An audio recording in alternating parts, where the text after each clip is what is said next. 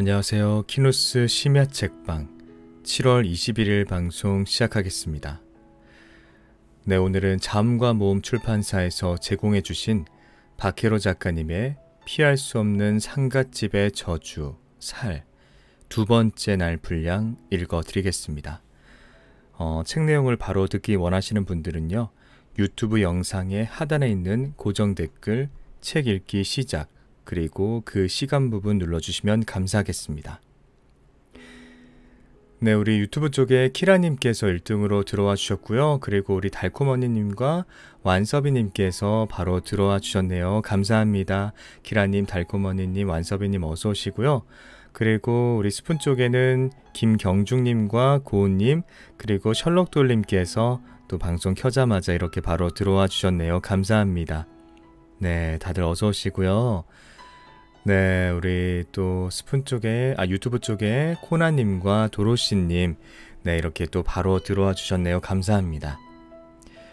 네, 어제 만나 뵙지 못했던 완서비님과 키라님, 우리 동갑내기 두 분이 인사 나누고 계시고요. 네, 우리 코나님이 안녕하세요. 그리고 달콤언니님이 안녕하세요이라고 인사해 주셨고요. 그리고 도로시님께서는 오늘은 알람 보자마자 왔어요라고 감사합니다. 키라님이 어제랑 그저께 늦게 자서 미리 자러 갑니다 라고. 그렇군요. 알겠습니다. 좀 이따 바로 꿀잠 자고요, 키라님. 네, 오늘 1등으로 바로 들어와줘서 너무너무 고맙습니다. 네, 그리고 스푼 쪽에는 주영님께서 오늘도 함께 해주시는군요. 감사합니다. 주영님 어서 오시고요. 네, 안녕하세요이라고 인사해 주셨군요. 감사합니다. 네, 그리고 셜록도엘님께서 안녕하세요 라고, 그리고 고우님께서 안녕하세요 하시면서 기다렸어요 라고. 감사합니다. 네, 제가 원래 공지 올려드렸던 11시 반보다도 조금 갑자기 변동이 생겨서 45분에 방송을 켜게 됐는데, 네, 이렇게 바로 들어와 주심에 또 진심으로 감사의 말씀 드립니다, 여러분. 네, 주영님이 무사 귀가하셨군요 이라고. 네, 한 30분쯤에 귀가를 했고요. 네, 15분 동안 방송 준비를 한 다음에 지금 방송을 켰습니다. 그런데 옆에 지금 붕어가 있어가지고 붕어 한번 등을 이렇게 쓰다듬어 줬더니 털이 날리는 바람에 얼굴에 붕어 털이 잔뜩 붙은 것 같네요. 자꾸 가렵네요. 그리고 우리 유튜브 쪽에 갈까마귀님께서 오늘도 자리해 주셨군요. 감사합니다. 갈까마귀님 어서 오시고요. 안녕하세요 라고 인사해 주셨네요. 감사합니다. 그리고 달콤언니님이 저 잠깐만 나갔다 다시 들어올게요. 12시까지 해야 되는 게 있어서 라고. 그러시군요. 네, 조심히 나갔다 오시고요. 달콤언니님 12시 지나서 다시 뵐게요. 그리고 이은주님께서 얼마나 기다렸게요. 드디어 하네요 라고. 죄송합니다, 은주님. 네, 평소 시간보다는 45분 늦게 했으니까 또 이제 은주님은 아침이시니까 좀 기다리는 느낌이 좀 더 기시지 않았을까 싶네요. 죄송하고요. 좀 이렇게 늦게 켰는데도 불구하고 바로 들어와 주셔서 정말 감사합니다. 네, 치크님이 안녕하세요이라고 하시면서 또 와주셨군요. 감사합니다. 치크님 어서 오시고요. 네, 어제 이어서 오늘도 뵙게 되어서 너무나 좋네요. 우리 치크님 고맙습니다. 그리고 도로시님이 오늘 안 하시는 줄 알았어요 라고. 제가 공지 11시 반으로 올렸었는데 낮에, 근데 제가 아까 한 11시 15분쯤에 공지 급하게 커뮤니티에 올렸어요. 30분까지 제가 귀가하지 못할 것 같아서 45분에 켜겠다고 죄송하다고 말씀 아까 올렸었습니다. 도로시님, 그래도 이렇게 알람 보고 바로 들어와 주셔서 정말 감사합니다. 그리고 우리 스푼 쪽에는 네, 수민님과 네, 라이브에서 오랜만에 뵙는 은난초님 함께 해주고 계시는군요. 네, 감사합니다. 우리 수민님 그리고 은난초님 어서 오시고요.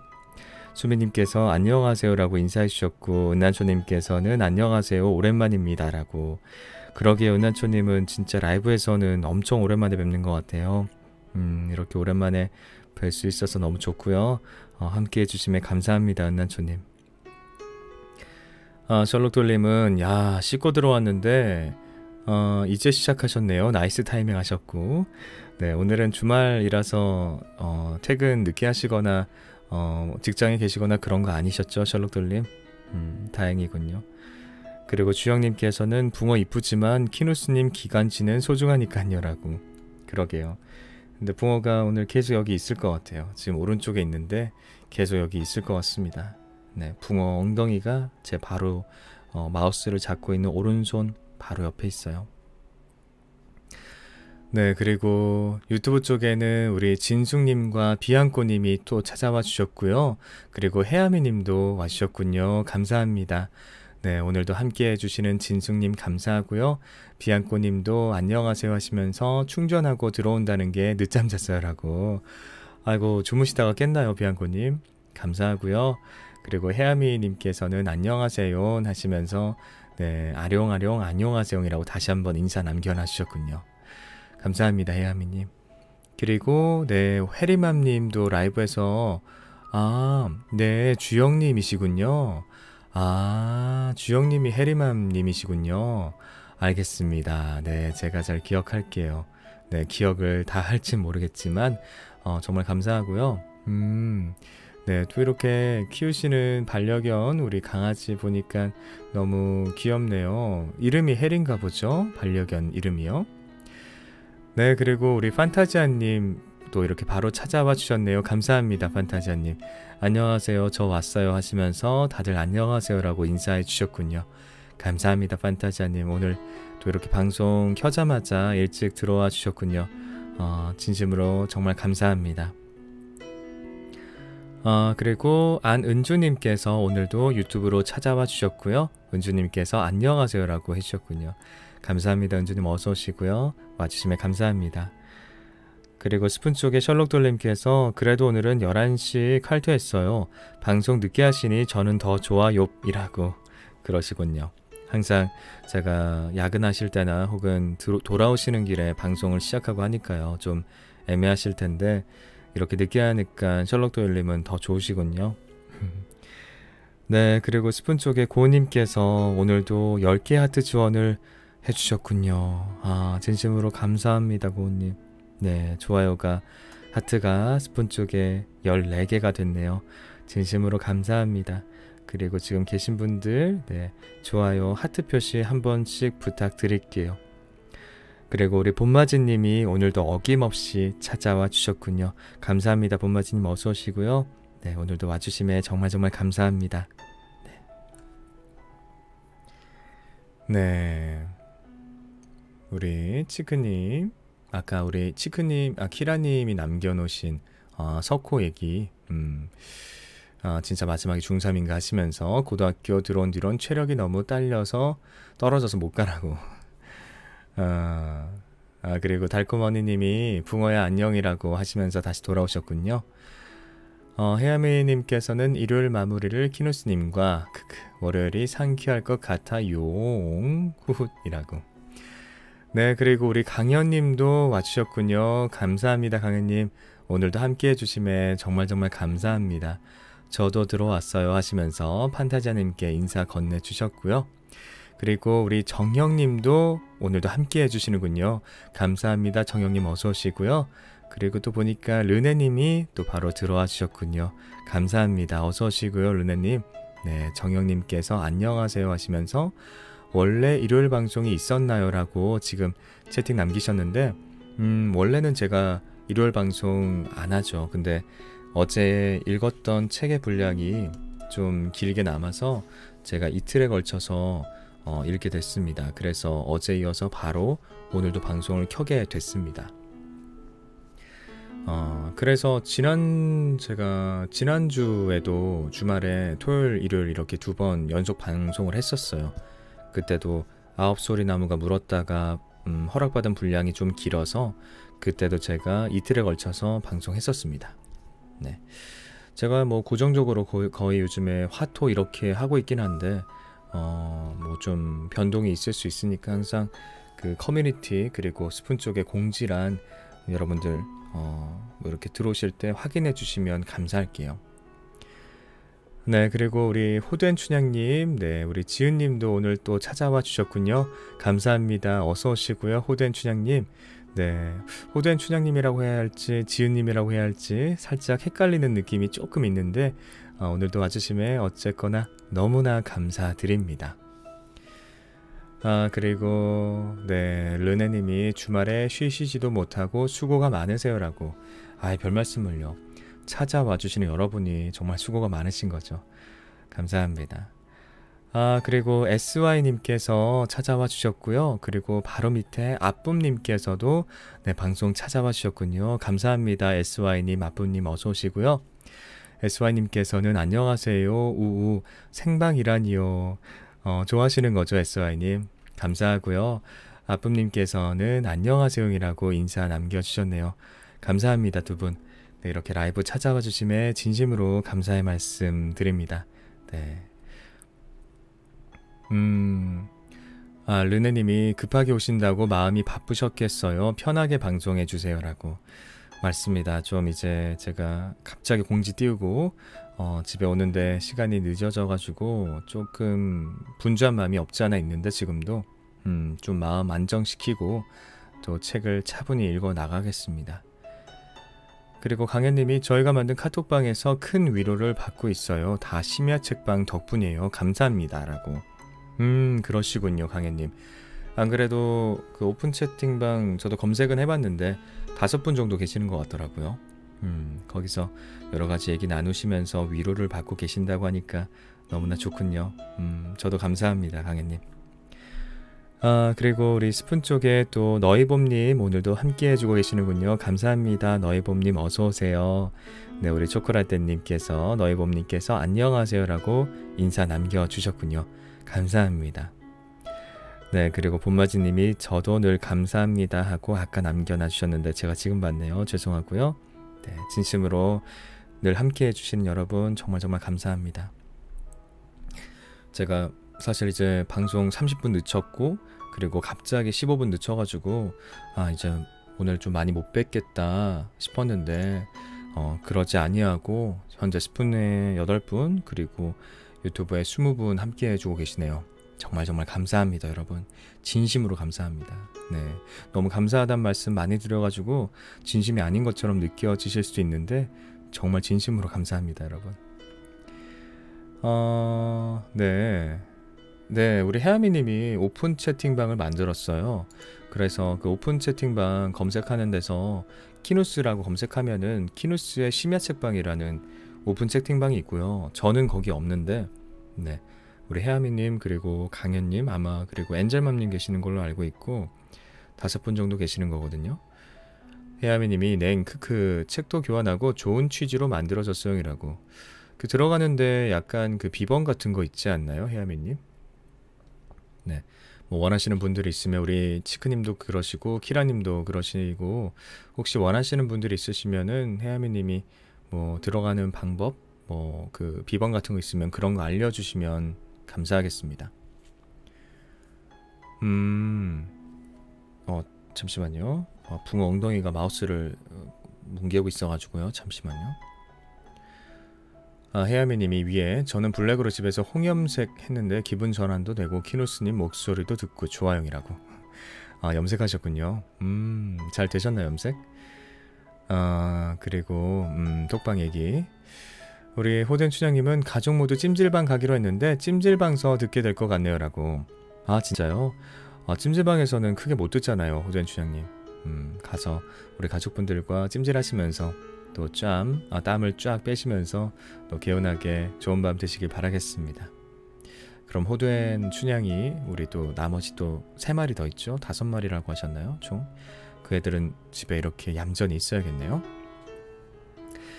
달콤언니님은 오늘 밀린 빨래 정리하면서 즐감할게요. 네, 빨래 정리하시는군요.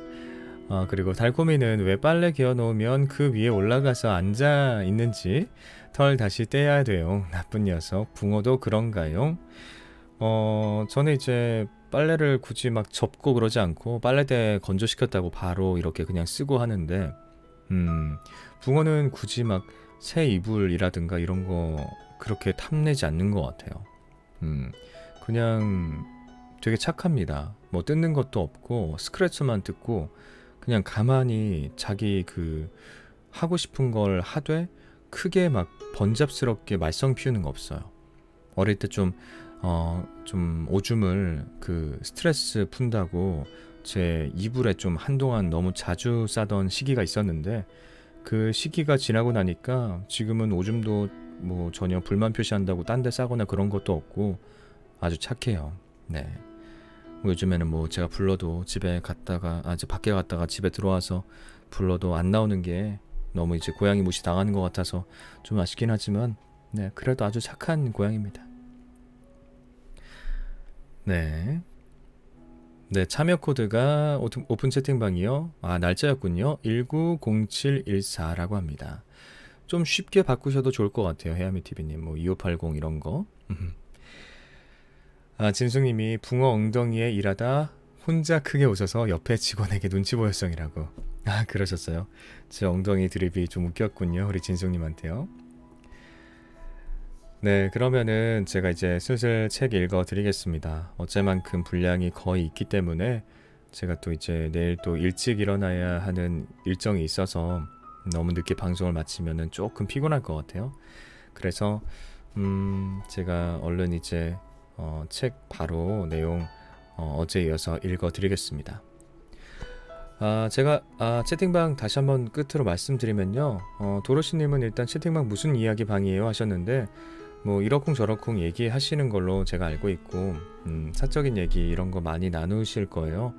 그래서 들어가셨다가 뭐 불편하시면 나오셔도 상관없고, 오픈 채팅방이다 보니까 네, 그 안에서 제가 예전에도 말씀드렸지만 이렇게 서로 감정이 좀 상하시거나 그런 일만 없으시면 좋을 것 같습니다.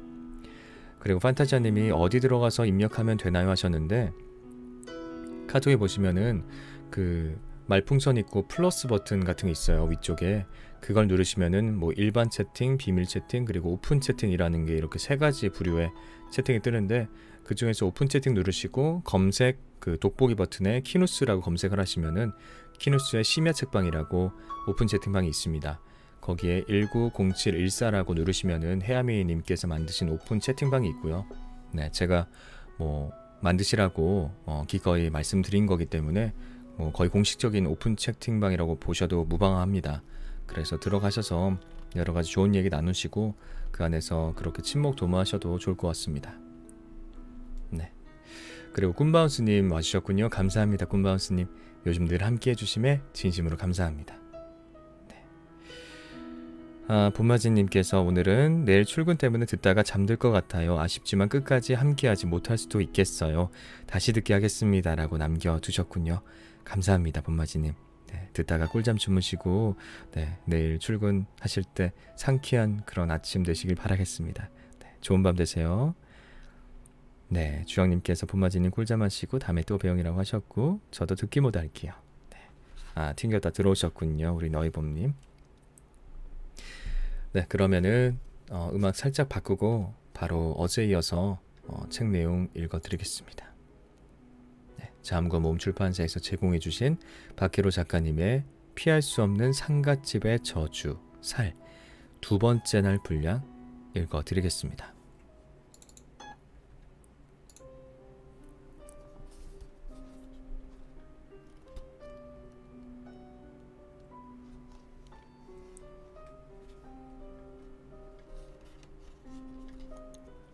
제 2장 기묘한 모자 관계.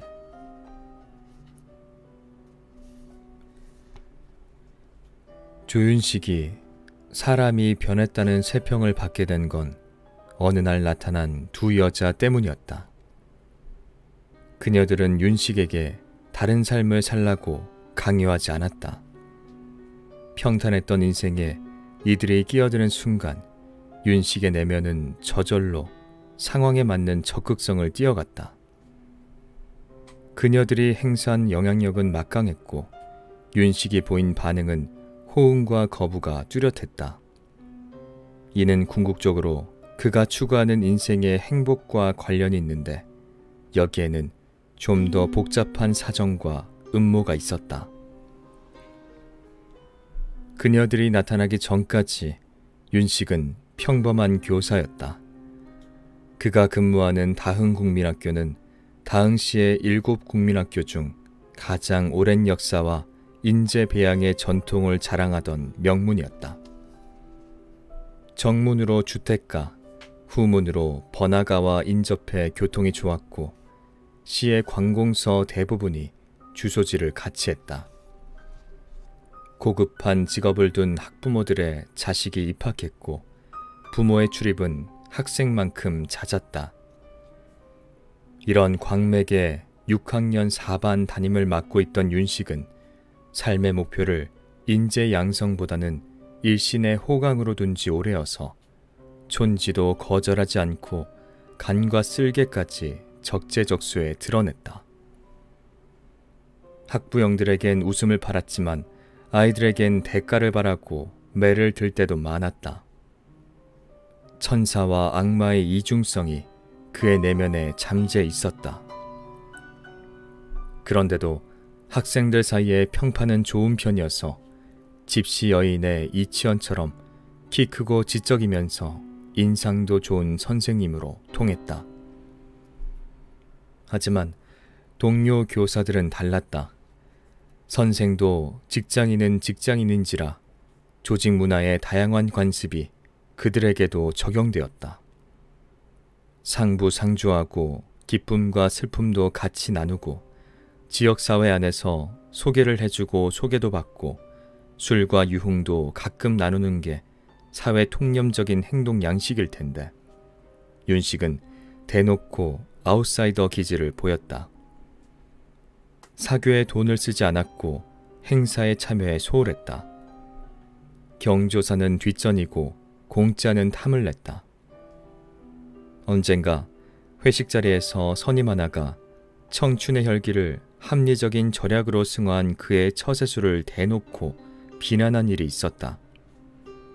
윤식은 술이 불쾌해진 얼굴로 어린 시절의 고생 때문이라고 짤막하게 답했는데 이는 그의 이기주의에 관한 악평을 더욱 부풀리는 데 일조할 뿐이었다.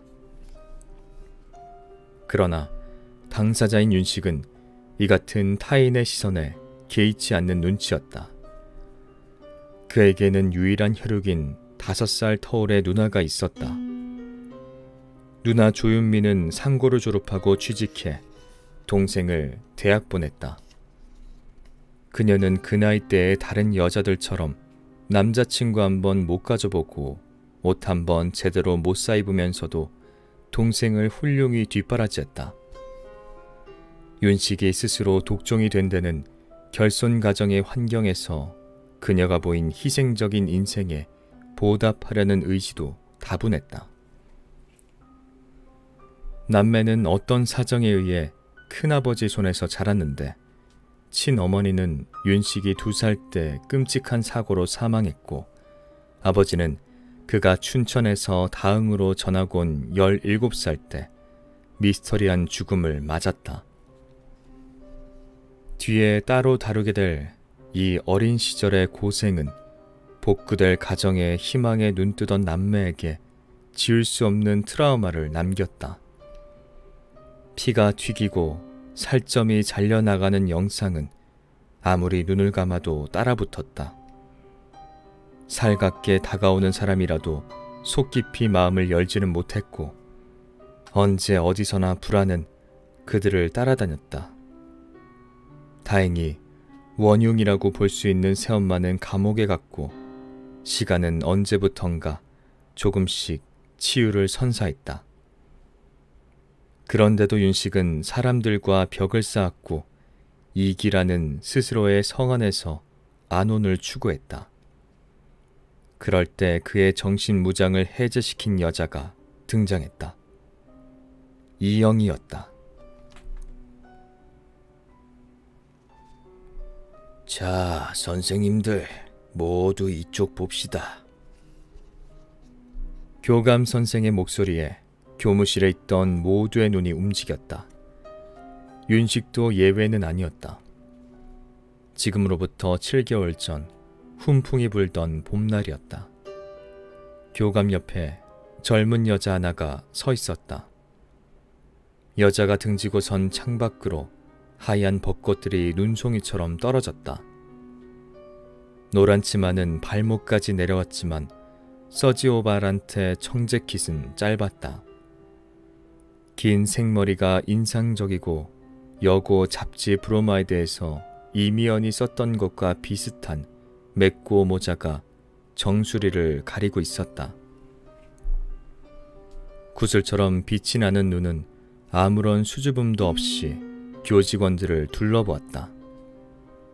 예쁜 여우 같은 대도시풍의 미인상이었다.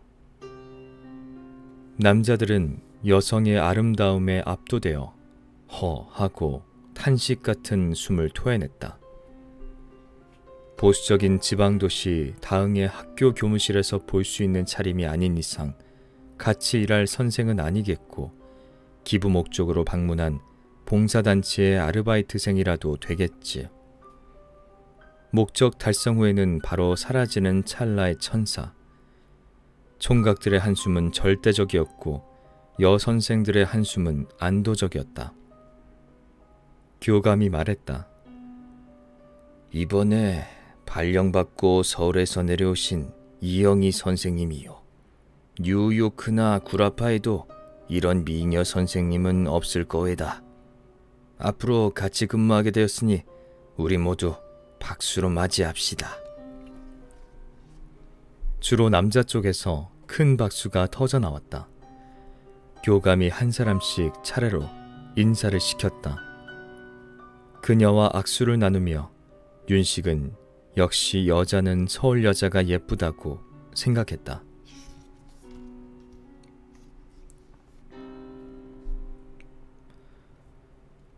왜 많이 나았을까요? 근 한 달 만에 먼저 말을 건 사람은 이영이었다. 휘둥그레지려는 눈을 통제하기 위해 윤식은 애를 먹었다. 가까이서 본 그녀의 미모는 신비를 머금고 있었다. 화만나의 각주입니다. 이택님이 진행한 1980년대 MBC 쇼 프로그램 화요일에 만나요의 줄임말. 토토즐의 각주입니다. 이덕화가 진행한 1980년대 MBC 쇼 프로그램 토요일은 즐거워의 줄임말. 화만나 토토즐의 간판 여스타들이 차례로 떠오르다가 사라졌다. 이영희의 시선은 윤식이 붙이고 있는 포스터 쪽으로 집중되었다. 윤식은 정부에서 문교부로, 문교부에서 다시 각급 학교로 건네진 포스터를 벽에 붙이던 중이었다. 출산을 줄여 인구 증가를 억제하자는 공익광고였다. 우글거리는 사람들의 사진을 강조해놓고 그 위에 하나씩만 낳아도 3,000리는 초만원 이란 문구를 대문짝만하게 새겨놓았다. 많이 낳다 보면 그 중에서 최소한 하나는 판검사가 나올 거라는 심리죠. 하지만 다 50대 50 아니에요? 판검사나 교수가 나올 수 있으면 전과자나 폐르나도 나올 수 있잖아요. 윤식이 어안이 벙벙한 표정을 짓고 있는 사이 이영희는 손가락으로 포스터를 가리켰다. 손목에 찬 묵주 형태의 팔찌 덕분에 뽀얀 피부가 더욱 도드라졌다. 남존 여비 사상도 문제죠. 딸이 아닌 아들이 첫째로 태어났으면 인구가 지금보다 조금은 더 줄지 않았을까요? 윤식은 뭐라고 대답해야 할지 몰랐다. 그러자 이영희가 고개를 조금 이쪽으로 들이밀었다. 아카시아 나무 꽃향기가 확 풍겼다. 안 그래요, 조 선생님? 예, 저도 그렇게 생각합니다. 당황한 윤식이 말끝을 흐렸다. 중요한 건요, 자녀가 아닌 당사자 부부가 행복해야 한다고요. 서로 젊고 살아가는 감정이 식지 않을 때 그 순간을 신나게 즐겨야 한다는 거죠. 보험이라도 들어놓은 것처럼 저렇게 많이 낳고 투자에 따른 기대로 허리 부러지게 일할 필요가 있을까요? 맙소사, 내가 늘 하던 생각과 똑같잖아. 공감 어린 사설에 취한 윤식이 저도 모르게 고개를 들어 상대방의 얼굴을 똑바로 쳐다봤다. 순간 이변이 일어났다. 이영희가 사라지고 눈, 코, 입이 얼굴을 이탈하려는 듯 극악하게 인상이 구겨진 여자가 그의 앞에 서 있었다. 시선만으로 사람을 죽일 수 있다면 이 여자가 바로 그랬다. 긴 머리카락이 온통 물에 젖은 여자는 눈썹과 윗입술이 맞닿을 정도로 시커먼 눈을 치켜뜬 채 입술을 깨물었다. 혓바닥에서 흘러나온 피가 턱을 거쳐 새하얀 옷을 점점이 물들였다. 극단적인 표정은 웃는 건지 화가 난 건지 전혀 구별할 수가 없었다. 여자가 경련을 일으키며 팔을 획 쳐들자 쥐고 있던 커다란 식칼에서도 핏방울이 떨어졌다. 입에서 나온 피가 가랑비라면 이 칼이 쏟아붓고 있는 피는 장마나 다름없었다. 선생님, 왜 그래요? 먼 곳으로부터 이영희의 목소리가 들려왔다. 윤식이 당황하며 눈을 깜빡이자 흉악한 여자 귀신은 사라졌다. 그의 앞에 있는 건 옥을 깔아놓은 것 같은 이영희일 뿐이었다. 괜찮아요? 아, 예, 괜찮습니다. 어디 안 좋으신 것 같아요. 아, 아닙니다. 윤식이 당황하여 이마를 훔쳤다. 물방울 같은 땀이 손등에 잔뜩 묻어났다. 창밖으로 한 줄기 바람이 불면서 이마가 바늘에 찔린 것처럼 따가웠다. 이영희가 인상을 찡그렸다. 이게 무슨 냄새죠? 최루탄입니다. 이 근처에 대학교가 있는데 오늘 시위가 있다고 하더라고요. 코를 막은 이영희는 인사도 없이 자리를 떠났다. 윤식의 얼굴에 황홀감에 취한 미소가 그려졌다. 하지만 눈에 띌 정도로 손발을 떨고 있기도 했다. 마치 육체와 정신이 분리된 것처럼. 조 선생, 뭐가 그리 좋소? 복도 커브길에서 나타난 1학년 5반 최순애 선생이 윤식의 어깨를 건드렸다. 금년에 쉰을 맞은 이 늘수구레한 아주머니는 윤식이 교내에서 유일하게 좋아했던 선생이었다. 두 사람이 친한 줄 몰랐구먼. 아닙니다, 선생님. 이영희 선생님은 이 공익광고 포스터가 궁금해서 잠깐 들여다봤을 뿐입니다. 최순애가 미소 지었다. 출산 억제 포스터네. 윤식의 얼굴이 빨개졌다. 농담 한번 한 건데 왜 얼굴까지 빨개진다? 그러니까 꼭 얼레리 꼴레리 놀림당한 꼬마 같잖소. 최순애는 이상하다 싶은 표정으로 윤식의 얼굴을 뜯어보았다. 웬 땀을 그리도 흘리우? 관심 있으면 밀어붙여 봐요. 처녀 총각이 다 이심전심 아니요. 내 저기서 보니 두 사람이 아주 잘 어울리던데. 조 선생도 이젠 결혼 정년기고. 윤식은 사태를 어찌 모면할까 머리만 극적였다. 난 잘 알아요. 노 선생이 인자하게 웃었다. 언제부턴가 이영희 선생이 항상 조 선생을 보고 있다는 걸요. 바람을 타고 날아온 냄새가 두 사람의 코를 찔렀다. 최 선생의 미소가 사라졌다. 하나밖에 없는 아들놈도 조 선생과 동갑이라오. 하라는 공부는 안 하고 민주화 운동한다고 안기부에 쫓겨다니고 있는데 밥이나 잘 먹고 다니는지 참 걱정이에요. 글썽이는 눈물이 최루탄 때문만은 아닌 것 같았다. 난 한때 새어머니가 속을 썩여 문제였는데 저 멀쩡한 분은 아들이 속을 썩이는구나. 윤식은 억지로라도 최 선생에게 좋은 말을 해주고 싶었다. 선생님, 제 가장 친한 친구가 이 지역 형사입니다. 계급이 높지는 않지만 발도 넓고 아는 사람도 많죠. 아드님이 만약 안 좋은 일을 당하게 되면 꼭 저한테 먼저 말씀해 주세요. 최순애의 슬픈 얼굴에 다시 미소가 생겨났다. 그러지요. 고마워요, 조 선생. 그녀는 윤식의 손을 힘주어 잡았다. 아까 내가 한 말은 흘려듣지 말고 꼭 새겨요. 조 선생은 훌륭한 남편감, 탐낼 만한 사위감이라오. 스스로가 모를 뿐이지. 칭찬을 남긴 최순애가 가버리자 남은 건 최루탄 냄새뿐이었다. 윤식은 이영희 선생이 말을 걸어왔을 때 그간 잊고 있었던 새엄마의 모습이 왜 갑자기 떠올랐는지 소름이 끼쳤다.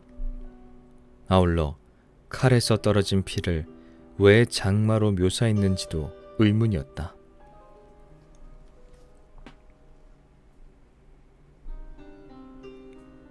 니한테 마음이 있나 보네. 종원이 집게를 뒤적거리며 말했다.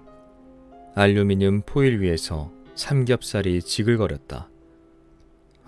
마음은 무슨 그저 호의로 그런 거겠지. 집게질이 멎었다. 종원이 윤식의 얼굴을 빤히 쳐다보았다. 뒤집히지 못한 삼겹살이 차악하고 타들어갔다. 이제 보이까네 그 여자를 좋아하는 건 니구나. 이야, 이런 자린고비가 절세 미인한테 다 빠지고 그러네. 윤식의 황홀한 표정이 풀려서 돌처럼 굳었다. 자린고비라니 임마. 내가 너한테 언제 공짜 술 얻어먹지? 나한테 그랬잖아. 선생들이 뒤에서 니 씹어댄다면서. 윤식은 대답 대신 소주잔을 비웠다. 그 나이든 여선생 말이 사실일지도 모르니까네. 계속 대시해봐라. 진짜 니한테 관심이 있어서 그러는 거라면은 호박이 넝쿨째 들러온 거 아이가? 의중을 잘 모르겠어. 잘되면 다행이지만 잘못 들이댔다가 그냥 친구 같은 감정이었을 뿐이라고 차갑게 나오면 이게 또 사람 곤란해지거든. 나나 그 여자나 여기 다홍에서 계속 근무해야 하는데 얼굴을 어떻게 봐. 그 여자 입장에선 친척 하나 없는 객지에서 객지에 발령받았으니까 외로워서 그럴 수도 있는 거 아니야? 뭘 그런 것까지 신경 쓰고 그러나. 남녀 사이 다 그런 거지 뭐. 머뭇거리다가 다른 데서 체간대. 그때 문이 드드득 열리며 아주머니가 삼겹살 담은 쟁반을 들고 들어왔다. 아유, 차순경님, 요새 왜 발걸음이 뜸하셨담? 아유, 왜긴. 뉴스도 안 보우? 아직도 범인 못 잡았어요? 잡았으면 진작 여기 출근했지. 이제 왔겠어요. 아유, 그럴수록 더 자주 와야지. 안 잡힐수록 고기 더 먹고 힘 키워놔야 하는 거 아니유? 여자가 고기를 판 위에 올리며 팔꿈치로 종안의 옆구리를 쿡 찌른다. 윤식이 가볍게 인상을 쓰자 종안이 말했다. 니는 좀 결벽증 같은 데가 있다. 사람들을 무작정 적대시하는 습성이 있다고. 내가 좋아하는 사람들한테는 안 그러잖냐. 아줌마가 나가자 두 사람의 차는 또다시 부딪혔다. 잘해봐라 윤씨가. 근데 조심도 해래. 뭘? 우리 이종사촌 누나 서울로 시집갔다 아이가. 맨날 내보고 하는 소리가 있다. 결혼할 여자는 주변에서 찾으라고 말이다. 겉은 예쁜데 속은 알 수 없는 게 서울 여자라고. 안 그래도 조심하고 있다. 별로 그런 것 같지 않은데. 종환이 문득 심각한 얼굴을 한다. 그나저나 윤미 누나는 잘 계시나? 아유, 미친놈 그만 좀 해라. 유부녀한테 뭔 집착이 그리도 많으냐? 그분이 잘 계시는 게 내게는 행복이다. 어이, 취했어 수사반장. 윤식은 무심코 내뱉은 말에 스스로 놀라 고개를 들었다. 담배를 꺼내 물던 종환도 심상치 않은 표정에 불 붙이기를 멈추었다. 종환아, 너 혹시 6년 전쯤에 MBC에서 틀어준 수사반장 남양 특집편 기억나냐? 장마라는 제목인데. 글쎄, 잘 모르겠는데. 여자가 남편을 죽이려는 스토리 몰라? 소복을 입고 귀신으로 변장한 여자가 밤만 되면 칼을 들고 남편을 찾아오잖아. 종환의 눈이 형사 같지 않은 천지나무로 반짝거렸다. 아, 그 장면 안다. 그거 엄청 무서웠는데. 여자가 하얀 귀신 복장에 남자 전부인 사진을 오려 붙여가지고 그 가면을 써갖고 밤마다 칼을 들고 찾아왔다 아이가? 기억이 살아난 종환의 목소리가 커졌다. 그런데 스토리가 틀렸다. 남편이 아니고 양아들을 죽이려고 계모가 음모를 꾸미는 내용이었다 아이가. 그러니까 아이 친어머니 사진을 얼굴에 오려 붙이고 남편 전처의 아들한테 귀신 행세를 한 거지. 얼굴이 하도 비현실적으로 무서워서 아유 씨발 그 바람에 오줌누로 변소에도 못 갔다 아이가. 그렇구나. 윤식도 불안하게 흔들리던 기억을 제자리로 잡을 수 있었다. 남편이 아니었어. 내가 그 여자 때문에 그렇게 믿었을 뿐이야. 계모가 죽이려는 대상은 바로 양아들이었어. 갑자기 그건 왜? 종환이 물었다. 아니야. 수사반장 얘기하다 보니까 생각이 나서. 당황한 윤식이 말끝을 흐렸다. 그 모습에 종환은 뭔가 하고 싶은 얘기가 있는 것처럼 윤식을 똑바로 쳐다보았다. 마치 발설하기 어려운 과거의 어떤 비밀에 관해 두 사람 다 알고 있는 듯한 분위기였다. 윤식이 얼른 화제를 바꾸었다. 파출소에서 형사 기동대로 옮겼다면서 좀 어때? 종환도 표정을 풀고 어깨를 으쓱했다. 야, 역전 파출소에서도 인간 망종들 많이 봤는데 형기대는 더하다. 아까 아줌마가 말한 사건 있다 아이가. 윤식이 고개를 바짝 들이밀었다. 노들강변 살인사건? 야, 그거 어떻게 됐냐? 사실은 범인이 잡혔다. 정말이야? 하지만 그 미심쩍은 부분이 많다. 왜? 범인이 아닌 것 같거든. 무슨 소리야? 그 살인사건은 이영희가 부임되기 직전에 발생해 다흥을 공포의 도가니로 몰아넣은 사건이었다. 다흥과 안동의 중간쯤이 되는 괄호 열고 대한민국 지도상으로 안동은 다흥 바로 위에 위치해 있다. 괄호 닫고 다흥과 안동의 중간쯤이 되는 강변에서 젊은 여자의 변사체가 발견되었다. 사체는 심각한 폭행으로 거의 형체를 알아볼 수 없을 정도로 훼손되어 감식반 직원들도 접근을 꺼릴 정도였는데 집단적인 흉기, 괄호 열고 쇠파이프, 괄호 닫고 집단적인 흉기 사용에 의해 두개골 함몰이 직접적인 사망 원인으로 보였다. 경찰은 보복에 중점을 두고 수사를 진행했지만 피해자의 신원조차 파악하지 못해 사건은 미궁에 빠져버렸다. 좋은 인심의 대명사요. 새마을운동 모범도시로 발탁된 적도 있는 다흥에서는 극히 드문 강력범죄였다. 서장이 하도 빨리 사건 해결하라고 촛대를 까고 지랄을 해갖고 그러니까네 귀 좀 줘봐. 윤식이 귀를 들이밀었다. 예쁜 이영희와는 별 관련이 없을 강력계의 이야기들이 은밀히 오갔다.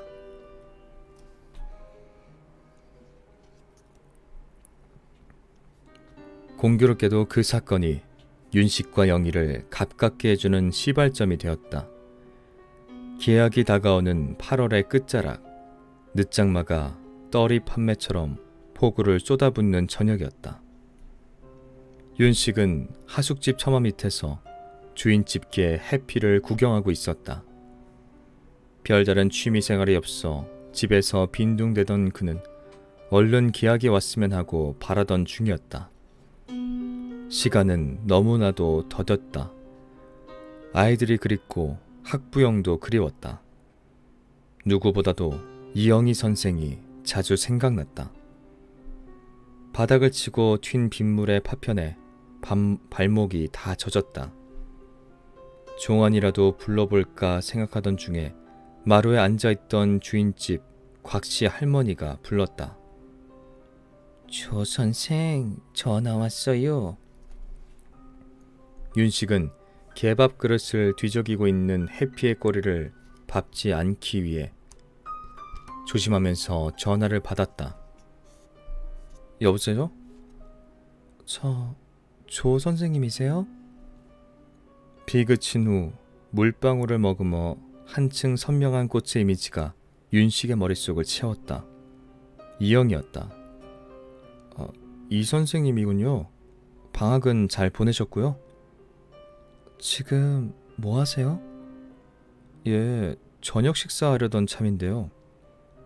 그러세요? 그럼 많이 드세요.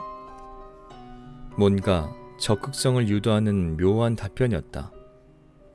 아닙니다. 아직 차리지도 않았는걸요. 전화가 끊길세라 윤식은 자신도 모르게 서둘렀다.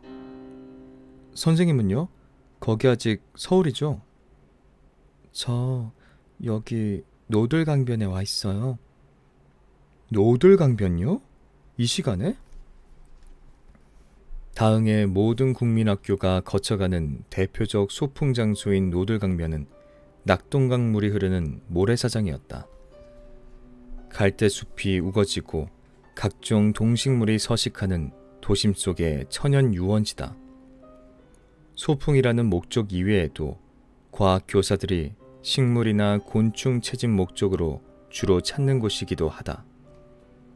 공기가 맑고 물이 깨끗하지만 개발 불균형이라는 다흥의 낙후성을 보여주는 한 증거이기도 한데, 특히 낮과 밤의 분위기가 사뭇 달라 고가다리 아래 타원형의 유원지에 어둠이 내려앉으면 우범지대도 이런 우범지대가 없었다. 그곳은 사람이 살지 않는 백사장으로 민가가 없는 만큼 방범도 소극적이었다. 거지들이 눈을 붙이고 학생들이 돈을 뺏으며 패싸움마저 벌이는 곳이 밤의 노들강변이다. 네, 식물 채집 때문에 왔는데 비를 만나서 꼼짝도 못하고 있어요. 택시도 안 지나가고요. 비가 오는데 식물 채집을요? 그럼 지금 혼자란 말입니까? 오전엔 비 안 왔어요, 선생님. 수화기 너머로 그녀의 웃음이 들려왔다. 지금 혼자 있어요. 거기가 정확히 어디죠? 여기가 잘 모르겠어요. 근데 조 선생님, 무서워요. 살인사건 난 곳이 이쪽 아닌가요? 윤식의 눈에 피부가 찢어지고 백골이 드러난 여성의 사체가 보이는 듯 했다. 종원은 범인을 잡았지만 진범이 아니라는 게 공공의 난 비밀이라고 했다. 교무주임님하고 변 선생님한테도 전화했는데 전부 안 받으시네요. 제가 지금 나갈게요. 있는 곳을 말씀하세요. 그래 주실래요? 이영희의 음성이 밝아졌다. 칠성 슈퍼랑 가게 앞에 공중전화 부스예요. 알겠어요. 거기 가만히 계세요. 옷을 갈아입은 윤식이 서둘러 하숙집을 나서자 해피가 놀라 비켜섰다. 개밥 그릇이 뒤집어졌다. 곽씨 할머니가 걱정스러운 기색으로 일어섰다. 교무주임과 변 선생이 전화를 못 받은 건 좋은 징조였지만 혼자 있을 그녀가 걱정되었다. 다행히 장맛비의 기세가 많이 누그러졌고 신호등은 막힘없는 파란불을 선사했다. 불과 몇 분 지나지도 않아 윤식은 노들강변에 다다를 수 있었다. 칠성 슈퍼 간판이 보였다. 고가도로 위 밝은 가로등 아래에 있는 가게였다. 윤식이 가게 앞에 차를 댔을 때 공중전화 부스 안에서 이쪽을 바라보는 여자의 실루엣이 눈에 들어왔다. 창을 타고 흘러내리는 비가 그녀의 모습을 흐릿하게 만들었다. 이로써 비현실적인 아름다움은 몇 배나 강조되었다. 저건 사람이 아니다. 빗방울 하나하나가 그를 위한 악보의 음표가 되었다. 하늘에서 내려온 선녀다. 이영희도 윤식을 알아보았다. 노랑 우산 아래에서 그녀는 환하게 웃었다.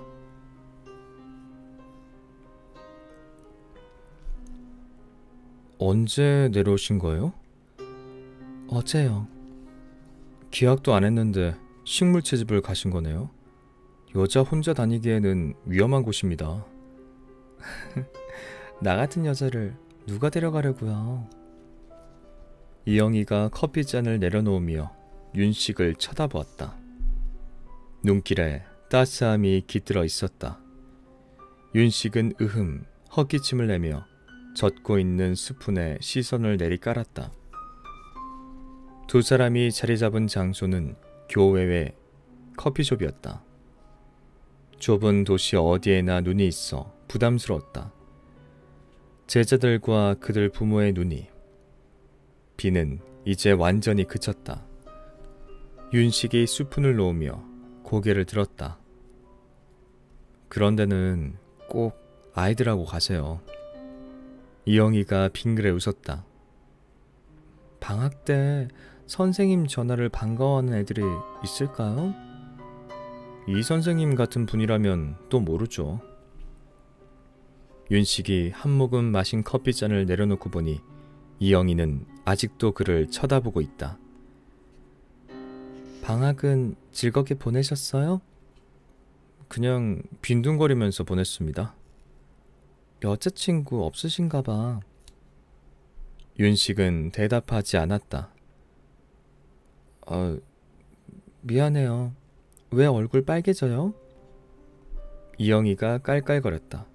죄송합니다. 윤식의 대사였군요. 위에 게요. 미안해요. 왜 얼굴 빨개져요? 이영희가 깔깔거렸다. 나도 빈둥거렸는데요 뭐. 보이프렌드도 없어서 아빠 일이나 돕고. 아버님이 무슨 일 하시는데요? 그냥 조그만 장사예요. 윤식은 툭툭 하는 소리에 창밖을 둘러보았다. 비가 개인 도심의 가로등에 나방들이 활기차게 몸을 부딪히고 있었다. 창가에도 몇 마리가 길을 쓰고 들어오려고 날개를 파닥거렸다. 이영희는 턱에 손을 받친 채 윤식을 뚫어지게 쳐다보았다. 조 선생님, 그 얘기나 해줘봐요. 무슨 얘기요? 살인사건. 아깐 그것 때문에 사람 걱정하게 만들어 놓고 지금은 얘기를 해달라고요? 나 걱정하신 거예요? 감사하게도? 윤식은 종안이 신신당부한 비밀 엄수를 이 여자한테만 깨뜨리기로 했다.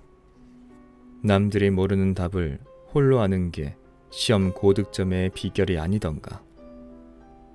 나도 다는 모르는 얘기예요. 전 선생님보다 더 모르잖아요. 이곳은 한 다리만 건너면 일가의 친인척이라 결속이 아주 잘된 시골이거든요. 피해자도 범인도 분명 외부인일 겁니다. 어째서 그렇게 잘 아세요? 제 친구가 형사입니다. 그래요? 이영희가 놀란 표정을 지었다. 윤식은 자신이 만들었다고 믿는 그 표정을 더 유지시키고 싶었다. 어떻게든 관심을 끌어냈으니까. 피해자가 여자란 사실은 치마를 입었기 때문에 알 수 있었대요. 외형상으론 성별을 알 방법이 없었다던군요. 폭행이 너무 심했거든요. 시체의 신원 확인 때문에 지금도 골치래요. 그럼 죽은 사람이 누군지도 모른단 말이에요? 그런 모양입니다. 뭘 어떻게 얻어맞았길래 확인이 안 돼요? 살가죽이 찢어진 곳으로 뼈가 다 튀어나왔대요. 한두 군데가 아닌가 봐요. 얼굴이 특히 심하답니다. 그게 노들 강변에서 벌어진 일이란 말이죠? 네, 출입금지 폴리스 라인 봤잖아요. 아니요, 없었어요. 참 그렇지. 당연히 없을 수밖에. 윤식이 손가락으로 이마 한가운데를 찌르더니 목소리를 죽여 얘기했다. 아무도 모르는 사실 하나 알려드릴까요? 네. 사실 범인은 잡혔습니다. 어머, 그래요? 정말 누구한테 얘기 안 하실 거죠? 네, 안 할게요. 이영희는 흥미롭다는 듯 고개를 약간 들이밀었다. 용의자를 체포했는데 증거 때문에 좀 문제가 있나 봐요. 무슨 소리죠? 이런 게 있습니다. 사건이 벌어지고 범인이 빨리 안 잡히면 말단 형사는 형사 계장에게 범인 빨리 잡아오라고 닥달을 당하죠. 그 다음 계장은 각 과장에게 독촉을 당하겠죠. 과장은 서장에게 야단을 맞고요. 이런 먹이사슬은 점점 커져서 서장은 청장한테, 청장은 장관한테 닥달을 당하는 시기겠죠. 만들어진 범인이로군요. 똑똑하신데요. 노들강변에 유명한 거지가 하나 살고 있죠. 봉팔이라고 동네 사람들은 다 알아요. 나이가 40 초반인데 지능은 10살 정도밖에 안 될 거예요. 각 학교 운동회가 열리면 봉팔이는 유명 인사로 참석을 하죠. 좀 있으면 운동회가 열리니까 선생님도 봉팔이를 알 기회가 있을 텐데.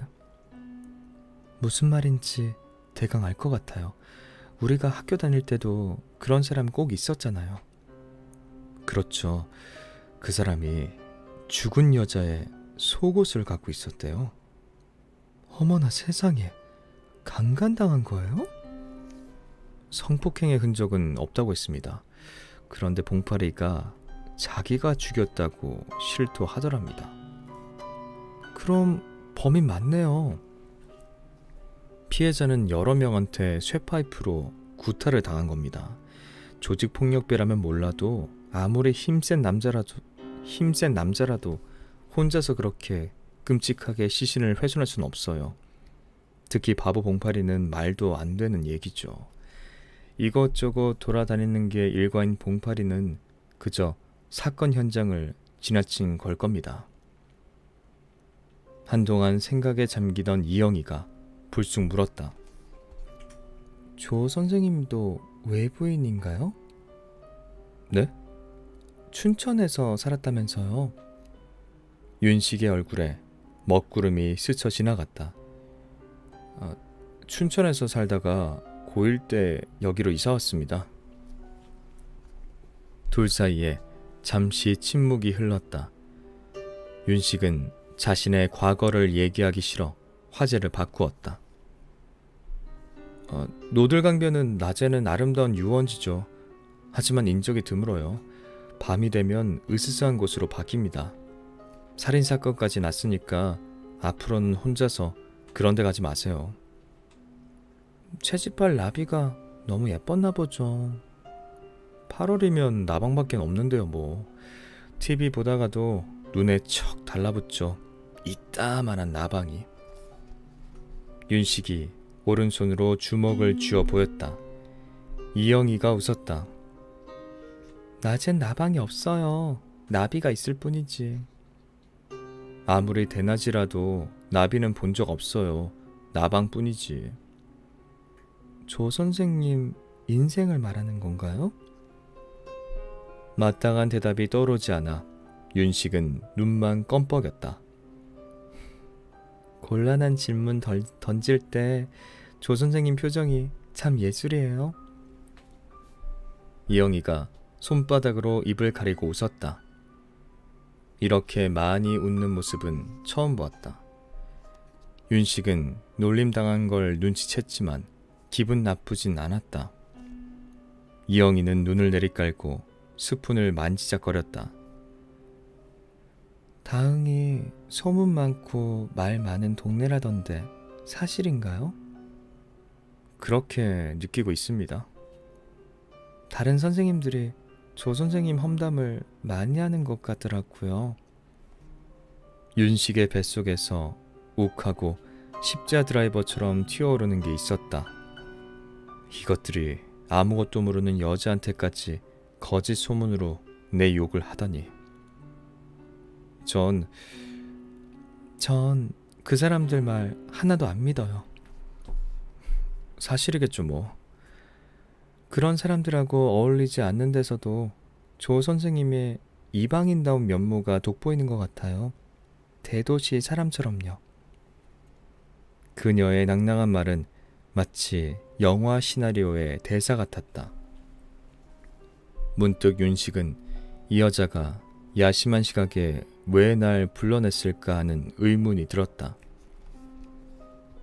조 선생님, 제가 아까 교무주임님하고 변 선생님한테 전화했는데 안 받더라고 얘기했었죠? 네. 거짓말이었어요? 네? 처음부터 조 선생님한테 전화한 거였다고요. 윤식이 잔을 놓은 커피 받침에 얼룩이 생겼다. 왜요? 그러고 싶었으니까요. 이영희가 다시 허리를 꼿꼿이 폈다. 역시 연락하길 잘했다고 생각해요. 어째서요? 이렇게 재미있는 분인 줄 몰랐으니까요. 잠시 후 그들은 각자의 차를 타고 돌아갔다. 윤식은 영희가 엑셀 승용차를 타고 돌아가는 모습을 멍하니 바라보았다. 이번에 서울에서 아빠가 뽑아준 차라고 했다. 윤식은 이 모든 상황을 종합해서 판단을 내렸다. 그러니까 그녀는 이 밤에 자신이 보고 싶어서 일부러 연락을 취한 것이었다.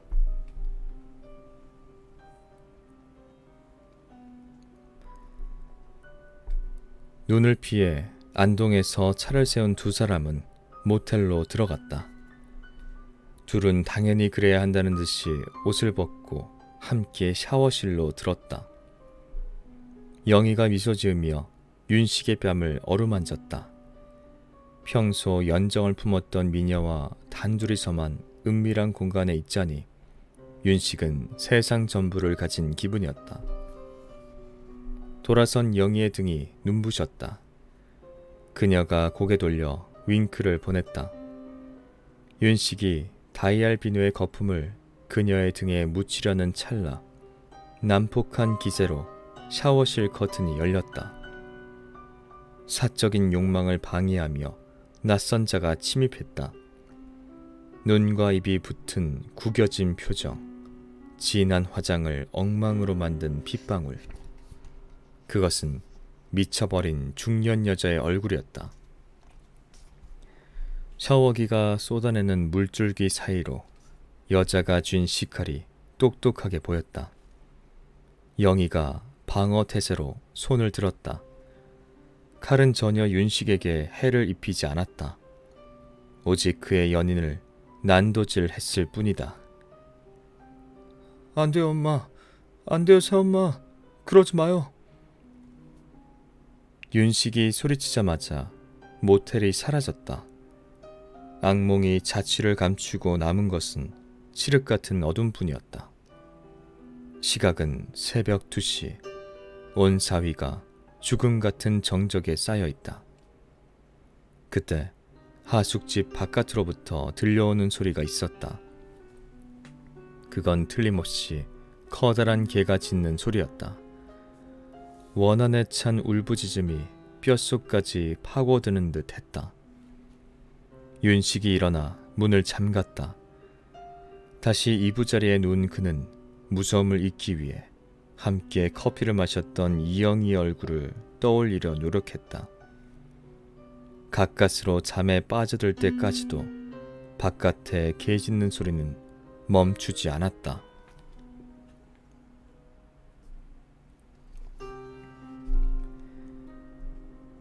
개학이 되었다. 폭염은 에프킬라의 설맞은 모기처럼 마지막 몸부림을 쳤다. 움직이지 않아도 땀이 배었고 아지랑이만 봐도 무기력해졌다. 하지만 새 기운으로 충만한 윤식은 사물을 삶는 태양에도 웃음을 흘렸다. 그의 수업은 어느 때보다 활기찼다. 아이들은 웃음 적고 농담에 인색했던 담임의 변신에 의아해했지만 남다른 새 출발을 알아보았는지 그 어느 때보다 수업을 잘 따랐다. 평소 반감이 있던 오현철이나 문상교 같은 교사들만이 시기 어린 눈초리를 던졌을 뿐이다. 윤식이 발산하는 에너지의 원천은 단연 이영이었다. 학교에서는 거의 아는 척을 하지 않는 그들이 방과 후 몰래 만나는 횟수는 점점 늘어갔다. 그는 이 사실을 누나에게 밝히지 않았고 종환에게만 슬쩍 내비쳤을 뿐이었다. 종환은 윤식이 한 번도 그녀의 실명을 언급하지 않고 그 여자로 부른다는 사실에 주목했다. 서울 여자는 겉과 속이 다르니 조심하라고 거듭 충고했으나 윤식은 이를 무시했다. 만남은 설렘이 있었고 대화는 재미있었다. 하루하루가 황홀했다. 눈에 뭐가 씌인 것처럼 이영희의 모든 면이 마음에 들었다. 가을이 되면서 두 사람의 사이는 단풍처럼 진지하고도 깊은 색을 띠게 되었다. 세상과 벽을 쌓던 윤식의 의지는 부지불식간에 결혼으로 바뀌어 있었다. 총각은 일단 여자를 만나봐야 한다는 선배들의 격언이 진리라고 생각되지는 않았다. 여자도 여자 나름이니까. 윤식의 눈에 비친 영희는 그만의 어려움을 이해해주고 결점을 보완해주리라 믿음이 가는 여자였다. 윤식은 그녀의 존재감에서 일생에 단 한 번 올 운명을 느꼈다. 하지만 윤식은 아리따운 영희의 모습 뒤로 귀신 몰골에 식칼을 휘두르는 계모의 환상을 볼 때가 있었다. 그럴 때면 팔다리에 힘이 풀리고 세상 만사가 겁이 났다. 도통 그 이유를 알 수 없었다. 진정 과거는 사멸하지 않는 것일까? 오전 수업을 마친 어느 토요일 오후, 영희와 윤식은 제과점 고려당에서 만났다. 고려당은 시내의 대표적인 만남의 광장이었다. 이 장소를 선택한 사람은 영희였다. 이젠 남의 시선에 개의치 않겠다는 생각일까? 윤식은 그녀의 의중이 궁금했다.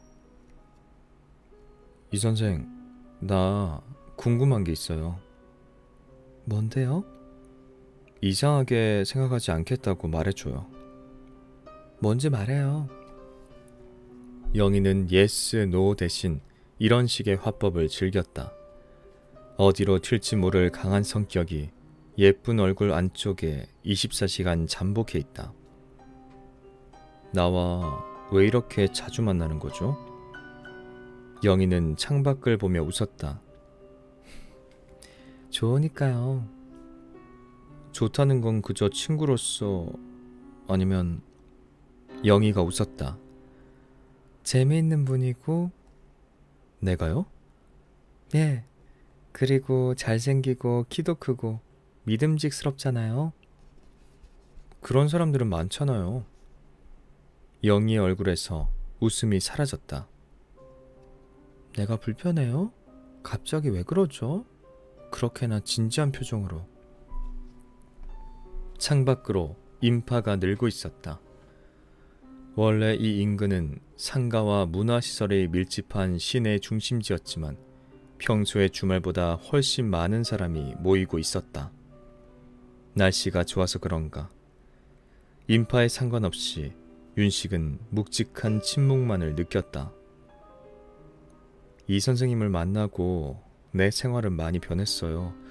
그 전에는 이런 기분을 가져본 적이 없었죠. 꼭 흔들 담요 위에 있는 것 같은 기분이랄까. 하루하루가 희망으로 차 있어요.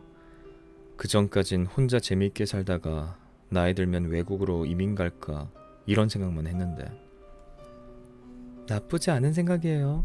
언제라도 갈 수 있어요. 영희가 포크를 내려놓았다. 내가 어느 날 떡 나타나서 관심 보이니까 뭔가 이상해요? 아니 그런 건 아니고. 윤식이 말을 얼버무렸다. 나는 당신과 당장 인생을 함께하고 싶단 말입니다. 내가 확실한 당신 남자인지 그저 지방 재직 기간 동안의 심심풀이인지 의사를 표명해달란 말입니다. 차마 발설할 수 없는 말들이 윤식의 목구멍을 간지렸다.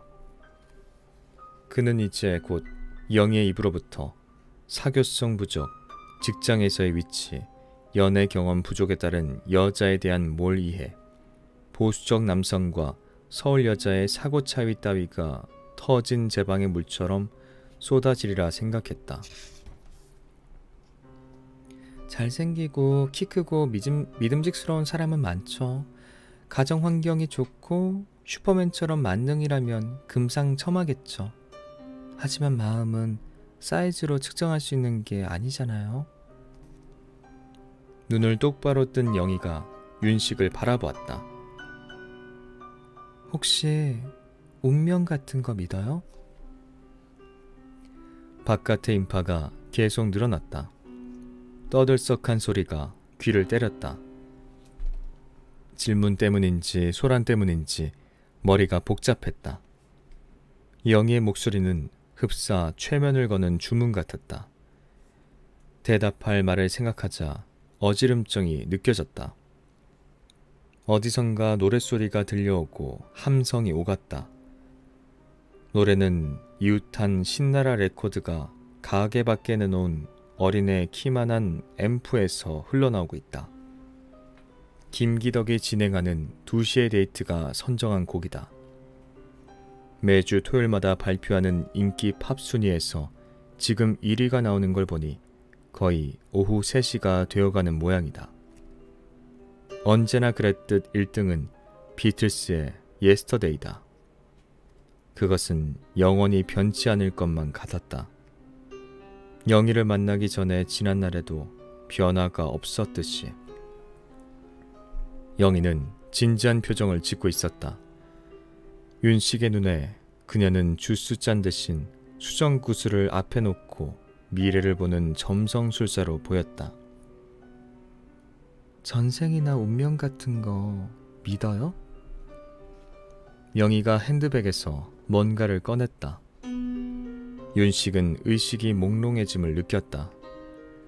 그녀가 꺼낸 사진에는 언제 찍었는지 기억나지 않는 자신의 모습이 담겨 있었다. 비틀스의 노래 사이로 사람들의 함성이 비집고 들어섰다. 여기에 한국말을 쓰는 노래가 섞여 들었다. 여기저기서 박수갈채가 터졌다. 영희를 중심에 두고 회전하는 음향들의 돌진에 윤식의 머리는 핑핑 돌았다. 믿느냐고요? 영희가 눈을 부릅뜨며 자리에서 일어섰다. 윤식이 눈을 커다랗게 떴다. 피를 흘리며 웃고 있는 새엄마의 모습이 영희의 등 뒤로 보였다. 그 순간 유리창이 박살났다.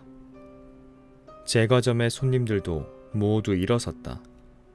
거대한 함성이 사람들의 대화를 막았다. 더 이상의 2시의 데이트는 없었다. 새엄마도 예스터데이도 사라졌다. 박살난 유리창은 고려당이 아닌 레코드 가게의 것이었다. 제과점 안의 눈들이 바깥으로 쏟아졌다. 인파가 된 행인들이 거리를 메우고 있었다. 민주화를 부르짖는 노래가 그들 사이로 흘러다녔다. 몹시 살이 찐 고려당의 사장은 손님들을 내쫓진 않았다. 무신경한 얼굴로 그저 이렇게 말했을 뿐이다. 잠시 문을 잠그겠습니다. 대모가 있을 모양이에요. 인파는 아직도 늘고 있다. 주로 젊은이들이지만 나이 든 사람도 있었다. 그들은 똑같이 머리에 띠를 두른 채 팔을 걷어붙이고 있다. 윤식과 영희가 창문 너머를 숨죽이며 바라보았다. 광장 중앙에 임시로 마련한 연단에 청년 하나가 올라섰다. 그의 곁에는 짧은 스포츠 머리를 한 남자 하나가 겁에 질린 얼굴로 서 있었다. 젊은이 셋이 그의 팔을 꽉 붙잡고 있다. 여러분, 이 사람을 보십시오. 말로만 정의사의 구현을 부르짖는 공권력은 자유와 민주를 열망하는 우리를 폭도로 몰아세우기 위해 사복을 입힌 이 졸개를 몰래 우리 팀에 밀어 넣었습니다. 민주화를 갈망하는 우리의 염원을 다중범죄의 난행으로 몰아가기 위해 의도적으로 상가유리창을 깨고 분위기를 일변시키려고 한 것입니다. 이 사람은 생사람을 잡는다고 잡아떼지만 저는 확신합니다. 이것이 그의 품에서 나온 것입니다.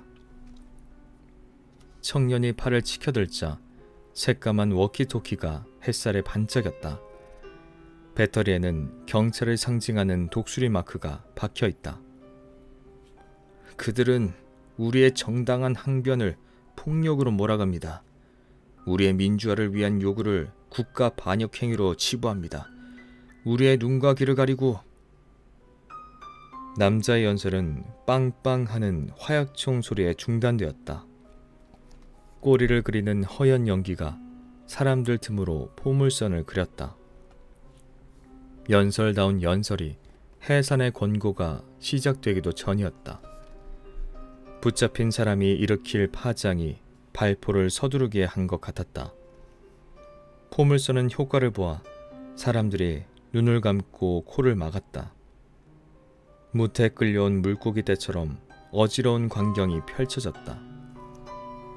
아직 동일한 심리로 점착되지 못한 군중 틈에서 동요의 기세가 역력해졌다.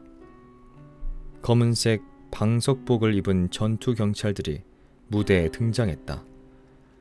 그들은 통일된 기합을 지르며 발을 구르더니 경주마처럼 달렸다. 대항하는 이보다 도망가는 사람이 더 많았다. 방패와 곤봉이 사람을 찢고 구타했다. 방독면을 썼기 때문에 정경들의 표정은 똑같았다.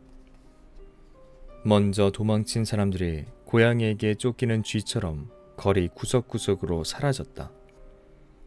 일부는 상가 건물로 뛰어들고자 했지만 문을 잠근 가게 주인들은 그들을 안으로 들이지 않았다. 마스크로 입을 가린 학생들이 쇠파이프를 끌면서 전장에 뛰어들었다. 공기 중에 퍼지는 최루탄이 그들의 표정을 일그러뜨렸다. 삼국시대의 전투 같은 육박전이 벌어졌다. 학생들이 피를 쏟고 머리채를 잡혀 끌려갔다. 정경들이 장비를 빼앗기고 두들겨 맞았다. 방독면을 빼앗기자 그들도 최루탄에 눈물을 쏟았다. 정경 선임들도 시위대를 때렸고 후임 기수도 때렸다. 소대장, 중대장은 선임들을 때렸다. 이 모든 혼란의 와중에 윤식의 눈에 들어온 사람이 하나 있었다. 일본 동시상영 영화를 상영하는 와고파 극장 앞이었다. 다행히 정경들은 몸을 숙이고 손수건에 얼굴을 묻은 이 여자에게 관심을 갖지 않았다. 영희씨, 저분 알아보겠어요? 그는 영희를 이 선생이라 부르지 않았다. 이런, 최순애 선생님이잖아요. 윤식이 먼저 일어섰고 사진을 챙긴 영희가 따라 일어섰다. 문 열면 안 돼요. 제과점 사장이 단호히 말했지만 윤식의 손은 이미 출입문 잠금 장치에 가 있었다. 사장이 프라이팬 같은 손으로 윤식의 팔을 잡으려 했다. 영희가 밀치자 육중한 사장이 거짓말처럼 뒤로 밀려났다. 그 틈에 윤식은 고려당을 빠져나갔다. 최순애 선생은 일어나지 못한 채 기침을 토해내고 있었다. 나이트메어 4 영화 포스터에 프레디 크루거가 둥그런 눈알로 그녀를 내려다 보았다. 동시상영 이세봉 유가휘 주연 살수천사란 사인펜 글씨가 하단에 적혀 있었다. 윤식이 최 선생을 흔들었다. 선생님, 정신 차려요. 상대방을 알아보자마자 최순애는 감격적으로 외쳤다. 아, 조 선생. 위험한데 여긴 왜 나오셨어요? 아들이 오늘 다흥에 내려온다고 했어요. 여기 있나요? 그래요. 아까 경찰을 붙잡았다고 연설하던데. 그분이 아드님이에요? 사람들이 참새 때처럼 여러 방향으로 흩어졌다. 윤식은 방패를 오른팔에 낀 채 이쪽으로 달려오는 정경들을 보았다. 피하고 봐요. 일어나세요. 윤식이 최순애를 일으켰다. 늙은 여선생의 몸은 무거웠다. 맵고 따가운 기운에 눈을 뜨기도 숨을 쉬기도 어려웠다. 총소리는 더욱 격렬해졌고 최루탄의 안개는 짙어졌다. 헤이, 이쪽으로 와요. 영희가 손짓했다. 최순애가 놀란 표정을 지었다. 이영희 선생 아니요? 맞아요. 저리로 가면 됩니다. 세 사람은 10여 미터를 뛰다가 오른쪽 골목길로 들어섰다. 광장을 벗어나 다흥국민학교로 가는 길목이었다. 주택가라서 거리만 멀어진다면 가투 현장으로부터도 안전한 곳이다. 우리 애를 만나야 하는데... 지금은 안 됩니다. 두 사람은 연행하듯 늙은 여선생을 이끌었다. 골목길 끝에서도 길을 차단한 전투경찰 소대열이 보였다. 그들은 손에 잡히는 사람마다 연행하기에 급급했다. 반대편에 샛길이 있어요. 영희가 보석방과 세탁소가 고개를 맞댄 샛길로 둘을 이끌었다. 사람 2명이 간신히 지나갈 수 있을 정도의 좁은 골목이었다. 윤식은 그 길을 잘 알고 있다. 시민운동장 쪽이군. 가다 보면 철길이 나오는데 거기만 넘어가면 시내는 끝나요. 변두린 데다가 조용한 곳이죠. 그들이 샛길을 다 통과할 때까지 추격은 없었다. 하지만 샛길 끝 육교에 다다르자마자 저만치에 허수아비처럼 서있던 남자 하나가 고개를 돌렸다. 차가운 방독면이 세 사람의 움직임에 고정되었다. 그의 어깨엔 지휘관 신분을 표시하는 녹색의 견장이 붙어 있었다. 미동 없는 방독면이 잠시 깊은 생각에 잠긴 듯 하다가 손을 들어 올렸다. 그러자 오토바이 헬멧을 쓴 남자 3명이 사냥개처럼 뛰어오기 시작했다. 그들은 청바지와 청재킷 차림이어서 무거운 방석복을 입은 정경보다 기동성이 탁월했다.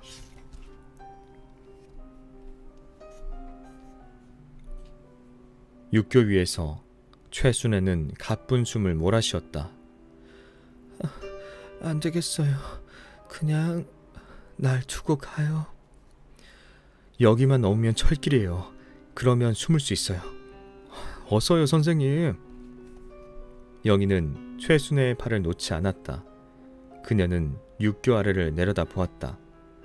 3명의 백골단은 3초 내에 곧 육교에 다다를 위치에 있었다. 괜찮아요. 경찰도 나 같은 늙은이한텐 어쩌지 못할 거요. 제 친구가 경찰입니다. 저하고 계셔야 안전할 겁니다. 윤식이 팔을 잡아당겼다. 그런 인맥은 조사받을 때나 쓸모가 있지. 지금 몽둥이든 저 사람들은 말이 통하지 않는 상태예요. 일단 후려잡고 보자는 거죠. 그래도 나이 든 사람은 괜찮을 거예요. 저들도 군인이니까. 말을 아끼시고 계속 걸으세요. 이영희가 팔을 잡아당겼다. 최순애는 아예 바닥에 주저앉았다. 내가 바보였어요. 집회 장소에 가는 게 아닌데. 그러더니 줄을 떠밀었다. 자, 얼른 가요. 내 걱정은 말고. 선생님, 안 가면 둘이 사귄다고 동네방네 소문 낼 거요? 학교에서 봅시다. 최순애는 영희의 팔을 한두 번 다독이다가 살짝 떠밀었다. 매몰차진 않았지만 엄한 기운은 분명했다. 두 사람도 더 이상 시간을 낭비할 순 없었다. 조심하세요, 선생님. 두 사람도 절대 떨어지지 마세요. 윤식은 최순애를 남겨두고 뛰었다. 앞에는 손을 내민 윤식이, 뒤에는 손을 잡은 영희가 있었다. 그들이 육교를 다 건넜을 때 백골단 셋은 위험한 차도에 그대로 뛰어들었다. 급정거하는 차들이 대형 사고를 일으킬 뻔했다. 원망하는 깜빡이들 사이로 백골단은 아슬아슬하게 무단횡단에 성공했다. 윤식이 잡초가 우거진 오르막을 쳐다보았을 때 저 멀리에서 기차의 경적이 들려왔다. 이 위로 철길이 있다. 건널목은 까마득한 거리에 있었다. 목숨 걸고 무단으로 건널 수밖에 없었다. 인명사고가 잦았음에도 1989년의 철길에는 철조망이나 안전벽이 설치되지 않은 곳이 많았다. 저 길 건너야 해요. 알았어요. 영희가 신발을 버리고 먼저 잡초 안에 발을 디뎠다. 그녀의 운동신경은 보기보다 뛰어났다. 작은 점처럼 기차의 모습이 보이기 시작했다. 그녀의 허리춤을 잡고 밀어주던 윤식도 서슴없이 오르막을 올랐다. 철길까지 올랐을 때 기차의 모습은 약 3배로 커졌다. 철로는 뾰족한 갈색 자갈들로 메워져 있었다. 그 사이 백골단 3명도 오르막 앞까지 다다랐다. 엎혀요. 윤식이 등을 댔다. 굵은 땀으로 윤식의 가슴께에는 오줌 싸개의 소행 같은 지도가 생겨났다. 영희가 윤식의 목을 끌어안았다. 기차는 신속하게 대6배로 커졌다. 그대로 부딪히면 뼈가 가루가 될 건 명백했다. 사람이 엎이니 몸이 무거웠다. 하지만 그녀가 안아주니 기분은 좋았다. 모든 현실 감각은 사라졌다. 기차가 쉴 새 없이 경적을 울렸다. 윤식은 힘차게 몸을 날렸다. 안 돼! 그러지 마! 철로 앞까지 올라온 백골단 하나가 외쳤다. 발성이 방독면에 가로막혀 아득했다. 백골단 3인방은 벼락덩어리처럼 덮쳐오는 기차를 피해 다시 아래로 몸을 날렸다. 헬멧과 방독면을 벗은 세 청년이 가쁜 숨을 몰아쉬는 사이 12칸이나 객차를 단 비둘기호는 천천히 철길을 통과해 이들의 추격에 제동을 걸었다. 두 사람 죽은 걸까? 잘 모르겠는데 말입니다. 그들은 전투경찰 중에서 따로 차출된 무술 유단자들이었다.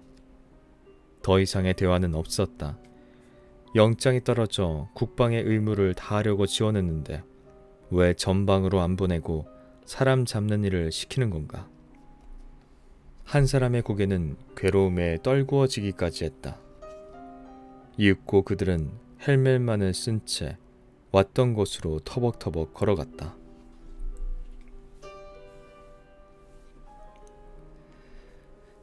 기차가 통과했을 때 두 사람은 반대편 내리막 위로 안전하게 엎어졌다.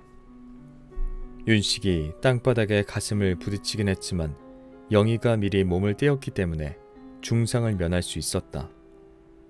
윤식은 스턴트맨보다 나은 그녀의 운동신경에 혀를 내둘렀다. 창에 손을 댄 비둘기호의 수많은 얼굴이 멀어져 갔다. 하나같이 경악을 금치 못하겠다는 얼굴이다.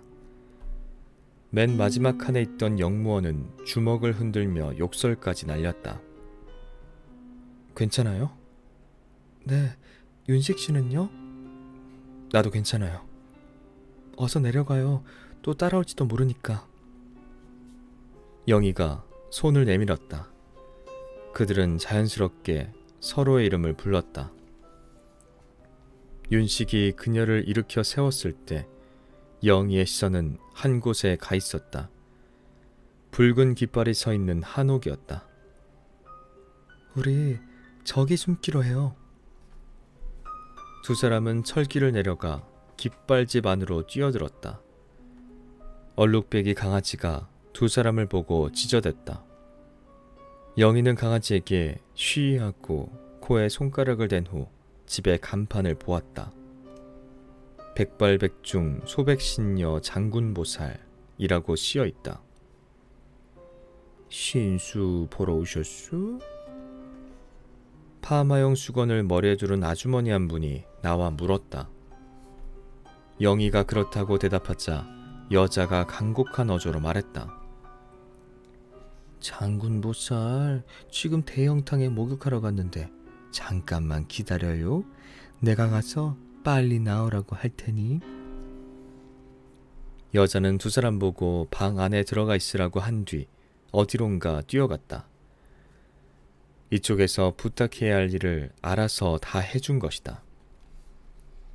윤식과 영희는 고전적인 여닫이 문을 열고 방 안으로 들어섰다. 문을 닫자 방 안은 껌껌해졌다. 윤식이 사방을 둘러보았다. 희미한 빛이 벽에 붙은 채색 그림들을 드러냈다. 구름을 타고 악귀들을 제압하는 청룡도를 쥔 장수, 연꽃 위로 파랑새가 날아다니고 있는 그림, 동자들을 거느리고 긴 수염을 매만지는 노인, 하나같이 무업과 연관된 그림들이었다. 윤식은 이런 그림들을 좋아하지 않았지만 영희의 표정은 밝았다. 여기 있잖아요, 윤식씨. 네. 생각보다 아늑하지 않아요?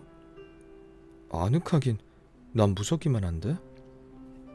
자주 보면 괜찮을 거예요. 난 익숙하거든요. 저 그림 속 노인 알아요? 무슨 산신령이겠지. 그렇다고 볼 수도 있지만 어쨌거나 꼭 저 그림들이 우리를 보호해주는 것 같지 않아요? 영희가 윤식의 무릎에 앉았다. 윤식이 그녀를 꼭 끌어안았다. 듣고 보니 일리가 없는 말도 아니었다. 저 그림 속의 산신들은 비록 통일되어 있지는 않아도 외래에서 전파된 것이 아닌 가장 토속적이고 한국적인 전통신앙의 표현이 아닌가.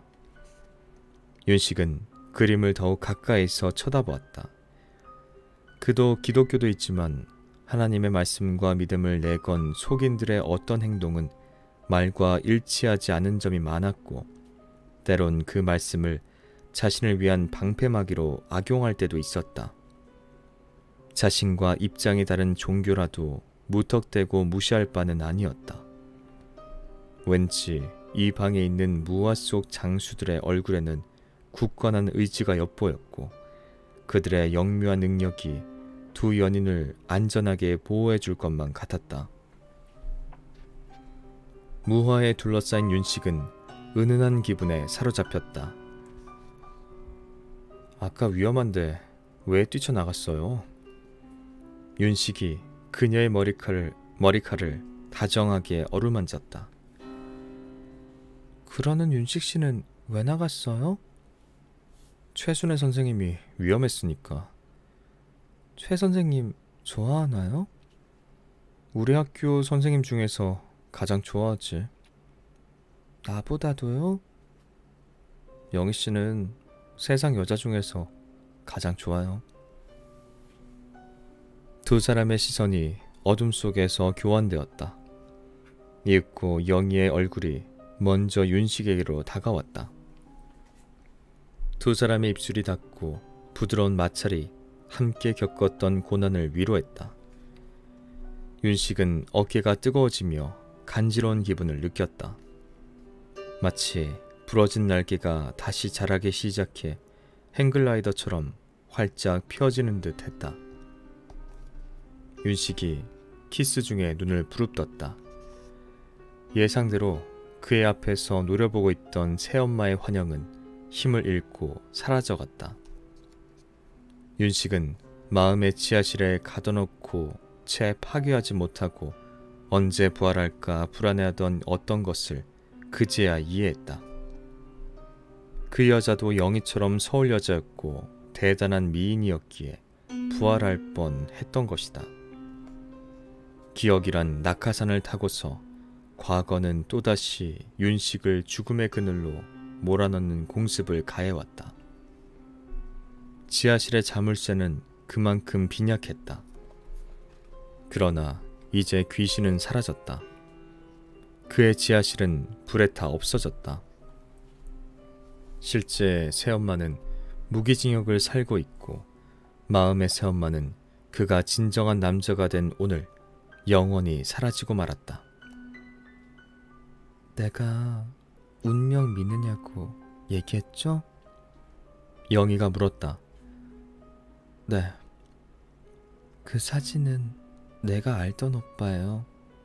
윤식 씨는 그분과 생긴 것도 행동하는 것도 그 모두가 거짓말처럼 똑같아요. 쌍둥이인 줄 알았죠. 그 오빠가 누군데? 남자친구였어요. 지금은 아니겠죠? 소리도 없는 눈물이 영희의 뺨을 타고 흘러내렸다. 그는 죽었어요. 깊은 침묵이 두 사람 사이로 스며들었다. 그림 속의 산신령은 온화함인지 음흉함인지 모를 웃음을 띤 채 두 사람을 보고 있다. 내가 이 학교에 발령받은 것도 정해진 운명이 틀림없어요. 그때 윤식은 영희가 피를 흘리고 있음을 알았다. 영씨, 발에 피가 나요. 자갈에 찔렸나 봐요. 얼른 약국에 갑시다. 소독부터 해야겠어요. 괜찮아요. 괜찮긴. 파상풍이라도 오면 어떡하라고. 영희가 싱긋 미소 지었다. 알겠어요. 윤식이 낭패라는 표정을 지었다. 왜요? 신발이 없는데 어떻게 가지? 아까 처마 밑에 아줌마 슬리퍼가 있던데요? 이 예쁜 옷을 입고 그걸 신고 가자고요? 내 모습이 걱정되나요? 난 도둑질을 걱정하는 줄 알았는데. 돈을 두고 가면 되잖아요. 돈을? 장사가 너무 안 되어 팔이 날리는 집인데 신발까지 훔치다니 안 될 말이죠. 그러고 보니 우리 신수 보기로 했잖아요. 일부러 목욕탕에 부르러 갔는데 장군 보살이 들어오면 섭섭해할 텐데요. 원래 점은 소문난 집에서 봐야 해요. 가장 용한 데를 알아놓을 테니까 다음에 제대로 된 곳을 찾아오기로 합시다. 그래요. 그들은 마주보고 웃었다.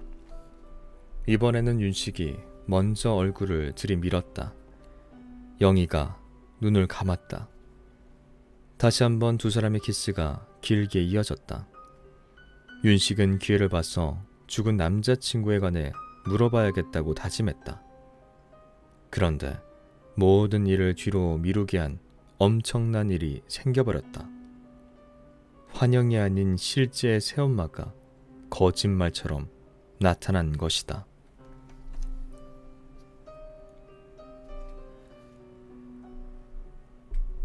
늦가을바람은 새 속에 투쟁으로 찌든 거리를 청소했다. 가지에 얹혀있던 최루탄 가루도 내리는 비에 씻겼다.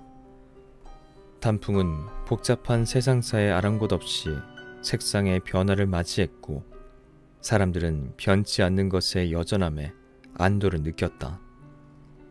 윤식은 25년 평생에서 그 어느 때보다 푼푼한 가을을 만끽하는 중이었다. 야수는 미녀의 마음을 알았고 미녀는 야수에게 마음을 열었다. 그늘에 숨던 소녀는 모험을 겪고 남자로 거듭났다. 의욕과 주저로 점철됐던 관심의 정체는 사랑이었다. 이제 떨어질 수 없는 사이를 확인한 두 사람에게는 사랑을 완성시킬 일만 남은 것처럼 보였다. 윤식은 서울에 땅 투기를 한다는 구실로 농협에 다니는 누나한테 돈을 빌려 새 아파트를 전세로 얻었다. 영희가 남의 시선을 피해 윤식과 편하게 만나고 싶어 했기 때문이다. 하지만 화무 11홍으로 힘없게 떨어지는 게 가을 낙엽이다. 방해 없이 깊어가는 연애에 느닷없이 브레이크가 걸렸다. 여기 조윤식 씨 있나요? 어느 날 오후 교무실에 여자 하나가 나타났다. 윤식의 삶에 끼어든 두 번째 불청객이었다. 교직원 사이에서 짧은 감탄이 오고 갔다. 여자의 미모 때문이었다. 특히 40 이상의 남자들이 놀라는 것은 절대적이었다. 아웃사이더 윤식에게 향했던 색안경이 절로 녹아내릴 정도였다. 예쁘면 괄호 열고 윤식의 모든 것이 괄호 닫고 용서가 된다는 말이 훌륭한 격언으로 확인되는 순간이었다. 여자는 수치 몹시 많은 머리칼에 연예인처럼 크고 교태가 넘치는 눈을 갖고 있었다. 약간 창백하고 갸름한 얼굴은 진한 화장으로 덮고 있었지만 외양 때문에 행실 가벼운 여자로 보이지는 않았다. 최신 유행의 꼼파니아 정장은 마치 대기업의 여성 이사를 연상케 했다. 마침 윤식은 5교시 수업을 마치고 교무실로 들어오던 중이었다. 선생들이 앞다투어 손님이 왔음을 알렸다. 여자와 눈을 마주치자마자 윤식은 털썩 바닥에 주저앉았다. 새파랗게 질린 얼굴 아래로 팔꿈치에 출석부가 부러진 비행기 날개처럼 떨어졌다. 우리 윤식이... 여자가 달려오더니 덮치듯 윤식을 부둥켜 안았다. 활짝 쳐든 팔끝에 금색 팔찌와 붉은 매니큐어가 사람들의 시선을 사로잡았다. 윤식은 반항하지 않고 여자가 안고 흔드는 대로 몸을 내맡겼다. 창백해진 얼굴은 유령을 본 사람과 다르지 않았다. 이영희는 돌같은 표정으로 두 사람을 지켜보았다. 호흡이 거칠어져 가슴께가 벌렁거렸다. 낯선 여자는 윤식의 얼굴 이것저것에 입을 맞추기 시작했다. 교직원들이 어안이 벙벙한 표정을 지었다. 여자는 교무실의 사람들한테 활짝 웃어 보이며 엄마인 정금옥이라고 자신을 소개했다. 윤식에게 양친이 없는 줄 알았던 사람들은 이 사실에 매우 놀라워했다. 그러나 한층 이상한 건 윤식의 반응이었다. 쥐약 먹은 쥐처럼 온몸을 떨면서 아무런 말도 하지 않는 것이었다. 제 시간에 수업을 찾질 못하는가 하면 손가락만 깨물다가 누가 부를 때는 깜짝 놀라기도 했다. 정금옥 여사는 눈웃음을 치면서 학교 안을 활보했다. 윤식이 끌어내려 해도 소용없었다. 그는 계속 뭔가를 얘기하려는 눈치였지만 끝내 오물거리는 입을 열지는 않았다. 영희의 표정에도 차츰 당혹감이 자리 잡아갔다. 윤식은 조퇴를 신청했고 신상차남을 눈치챈 교감은 별다른 말 없이 퇴근을 허락했다. 윤식이 나간다니깐 정금옥 여사도 따라갔다. 매정하게 뿌리칠 때마다 여사는 윤식의 팔짱을 끼려고 했다. 영희는 거친 숨을 연거푸 몰아쉬었다.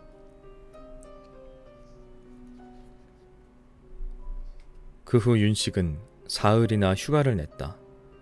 영희는 선생들이 쑥덕거리는 얘기에 귀를 쫑긋 세웠다. 부모님 안 계신다면서 뭐야 저 여자. 버리고 갔다가 돌아온 모양이야. 아닌데 분명 교통사고로 죽었다던데. 그건 친엄마고 혹시 아버지의 처분 아닐까? 뭐야 너무 젊잖아. 뭔가 있는 거 아냐? 연상의 애인? 아이들조차 윤식을 입방아에 올렸다. 상상의 날에는 끝없이 펼쳐졌다. 걱정이 된 영희는 하숙집으로 몇 번 전화를 걸었지만 주인집 곽씨 할머니는 조 선생이 거부한다며 끝내 전화를 바꿔주지 않았다. 나흘째 윤식이 나타났다. 초췌한 얼굴이 안대와 밴드로 뒤덮여 있었다. 틈새로 멍과 상처 자국이 보였다. 깜짝 놀라 질문을 퍼붓는 사람들한테 윤식은 오토바이 타다가 넘어졌다고 대답했다. 오늘 끝나고 나 좀 봐. 영희는 한껏 낮춘 윤식의 목소리를 들었다. 윤식은 아무 일도 없었던 것처럼 교실에 들어가 수업을 했다. 선생들과 학생들은 아무것도 묻지 않고 눈치만 보았다. 밤이 되어 두 사람은 아파트에서 만났다. 지금 그 여잔 누나랑 있어. 안 그랬으면 여길 미행했을 거야. 그 엄마라는 분 말이야? 친엄마가 아니야. 새엄마지. 윤식은 입술을 깨물었다. 지금부터 내 말 잘 들어. 우린 그만 여기서 헤어져야 할지도 몰라. 왜 헤어져? 위험은 나 혼자로 좋게. 그 여자는 내게 복수하려고 돌아온 거야.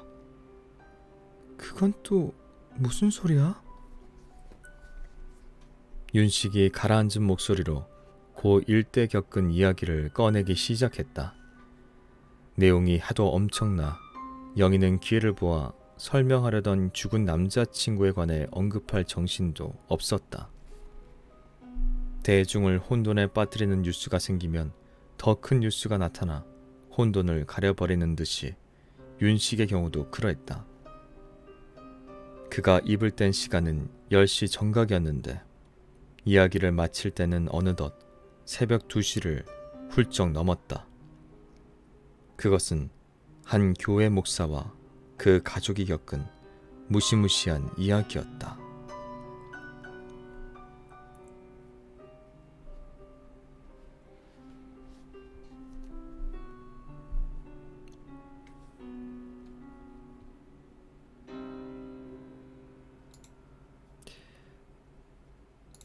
네, 박혜로 작가님의 피할 수 없는 상갓집의 저주, 살. 네, 제가 허락받은 분량은 여기까지고요. 네, 책으로 96페이지인데요. 여기까지 읽도록 하겠습니다. 네, 윤식이 어릴 때 겪었던 이야기가 많이 궁금하실 텐데요. 네, 제가 공교롭게도 읽을 수 있는 분량이 여기까지라서 여기까지 소개해 드리겠습니다, 여러분. 네. 현재 10분 쪽에 9분 함께 해주고 계시는데요. 네, 우리 수민님, 너의봄님, 그리고 구름님께서 함께 해주고 계시고요. 그리고 주영님과 무무다님께서도 함께 해주고 계시는군요. 감사합니다. 그리고 경중님과 봄마진님, 고은님, 그리고 은난초님 함께 해주고 계시고요. 그리고 유튜브 쪽에는 지금 22분 함께 해주고 계시는군요. 감사합니다. 네, 여러분들 끝까지 들어주심에 진심으로 감사합니다. 네. 네, 우리 해리맘님, 주영님께서 수고하셨어요 라고, 그리고 은주님도, 이은주님도 수고 많으셨어요 라고, 그리고 비앙코님이 이대로 끝인가요? 아, 안 돼요 라고, 그리고 도로시님이 무섭네요 라고, 르네님은 아, 결정적인 순간에 라고, 좀 결정적인 순간이 있죠. 그리고 도로시님이 연속으로 키누스님 수고하셨어요 라고, 감사합니다 도로시님. 비앙코님이 힘드시겠어요? 수고 많으셨습니다. 키누스님이라고. 네, 네, 아무래도 제가 오늘 하루 종일 좀 이제 일과 보내고, 네, 평소보다 좀 뭔가 에너지가 조금 부족한 상태에서 책을 읽기 시작했는데, 이 피곤함 때문에 발음이 조금 하는데 에너지가 너무 많이 들었고, 그래서 신경을 많이 쓰다 보니까 오독이 많았고 발음이 씹히는 것도 좀 많았던 것 같아요. 네, 여러분들 끝까지 들어주셨는데 죄송하고요. 네, 제가 물론 이제 뭐 사적인 거 뭐 그런 것도 중요하지만 책 읽을 때 정신 단디 챙겨가지고 이렇게 발음 많이 씹히거나 오독하는 경우 많이 없도록 노력하겠습니다. 네, 오늘 좀 이렇게 많이 좀 실수해서 죄송하네요, 진짜. 네, 우리 주영님이 책 구매 갑니다 이라고요. 감사합니다. 네, 아주 출판사분들 좋아하실 만한 그런 내용도 감사하고요.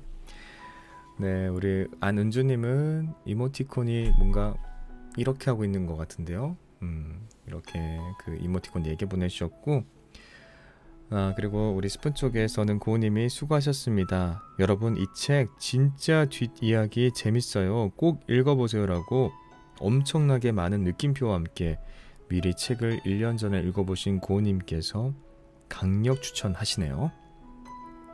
네, 참고자만 말씀드렸고요. 르네님이 잠 못자겠어요. 유 넘나 궁금한 건. 그리고 주영님이 어여 쉬셔용이라고. 네, 그리고 강현님 끝까지 함께 해주셨는데요. 수고 많으셨습니다 라고, 감사합니다.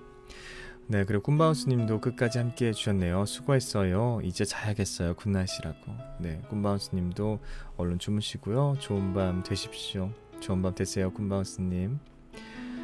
네, 르나님이 피곤하실 텐데 수고하셨어요 라고. 아유, 감사합니다. 우리 안은주님이 오늘 삼계탕 드시고 힘내세요 라고. 또 중복인가요 벌써? 도로시님이 괜찮았어요. 늦은 시간이라. 이은주님은 단디 안 챙기셔도 돼요. 훌륭했어요 라고. 아이고, 너그러운 마음들 감사합니다. 그리고 네, 비앙코님이 연기 사투리 새로운 연기에는 감탄이었어요. 연장 방송에 힘드실까봐 라고. 사투리 괜찮았나요? 사실 책에는 사투리로 안 쓰여 있어요. 근데 제가 낮에 책을 잠깐 미리 읽어봤을 때 이 다흥이라는 곳이 경상북도인데 그러고 보니까 등장인물들이 하나도 이렇게 사투리 안 쓰면 너무 조금 현실적이지 않은 것 같은데 뭐 이런 생각이 들어가지고 보니까 윤식이는 어차피 고등학교 때까지 춘천에 있었으니까 서울말 쓰는 게 괜찮고, 대신 이 종환이 같은 친구는 여기 토박이라고 제가 설정을 잡아가지고 사투리를 써봤어요. 네, 원래 저도 이제 울산 사람이고 사투리 쓸 수 있기 때문에 뭔가 사투리 연기 좀 해보고 싶었거든요. 그래가지고 사투리로 표현을 해봤는데 하다 보니까 이제 좀 문장이 안 맞잖아요. 거기서 제가 자꾸 좀 실수가 조금 났죠. 미리 그렇게 계속 준비를 하지 못했기 때문에. 그리고 아주머니 말투로 하는 사투리는 제가 조금 표현하기가 힘들어가지고 그 부분부터 약간 조금 너무 많이 틀렸네 라는 이 찝찝함이 남아있어서 조금 많이 틀렸던 것 같아요. 그 뒤에도 오독하면서. 네, 그리고 판타지아님이 수고했어요 키누스님 하시면서 저 졸았어요이라고. 제가 책 아주 평탄하게 잘 읽었나봐요. 우리 판타지아님 주무셨다고 하니까요. 감사합니다. 네, 그리고 르네님이 낭독 후 소통 쪼매만 하고 어서 쉬셔야겠어요 라고. 네, 근데 그러게요. 얼른 쉬어야 할 텐데 큰일 났네요. 네, 이제 일요일 루틴 시작해야겠네요. 모두 꿀잠 주무세요라고 은주님이 얘기해 주셨고, 우리 주영님이 해리맘님이 우와, 제가 이렇게 바꿨다고 한 거에 대해서 여러분 반응하시는 거군요. 감사합니다. 네, 아유, 뭐 프로의식은 아니고 더 잘해냈으면 좋았을 텐데 좀 아쉬워요. 고우님이 스푼 쪽에 반전에 눈이 휘둥그레 하며 읽었던 기억이 있습니다라고 이 책에 대해서 또 언급을 해주셨고요. 그리고 주영님이 스푼 쪽에서 그렇군요. 궁금해서 잠 좀 설치 뜬용이라고 또 고우님 내용에 또 대답을 해주셨군요. 방송이 지금 1시간 55분 지났나요, 여러분? 저 엄청 오래 읽었군요. 저 항상 정각에 마친다고 생각하고 있어가지고 아직 20분 남았네 생각했는데 5분 남았네요, 여러분. 맞아, 제가 힘들어가지고 책을 너무 천천히 읽었나봐요. 아이고. 그리고 우리 송현이님, 늦게 들어와서 조용히 듣고 있었어요. 오늘도 감사합니다라고. 감사합니다, 송현이님. 어제 이어서 오늘도 요즘 계속 이렇게 함께 해주시니까 너무 좋네요. 끝까지 늦은 시간임에도 불구하고 끝까지 함께 해주심에 진심으로 감사드립니다. 그리고 주영님께서 네, 저 울산 사람인 거 모르셨군요. 네, 저는 부산입니다 라고. 그러시군요. 우리 주영님은 부산 분이시군요. 네, 바로 근처네요.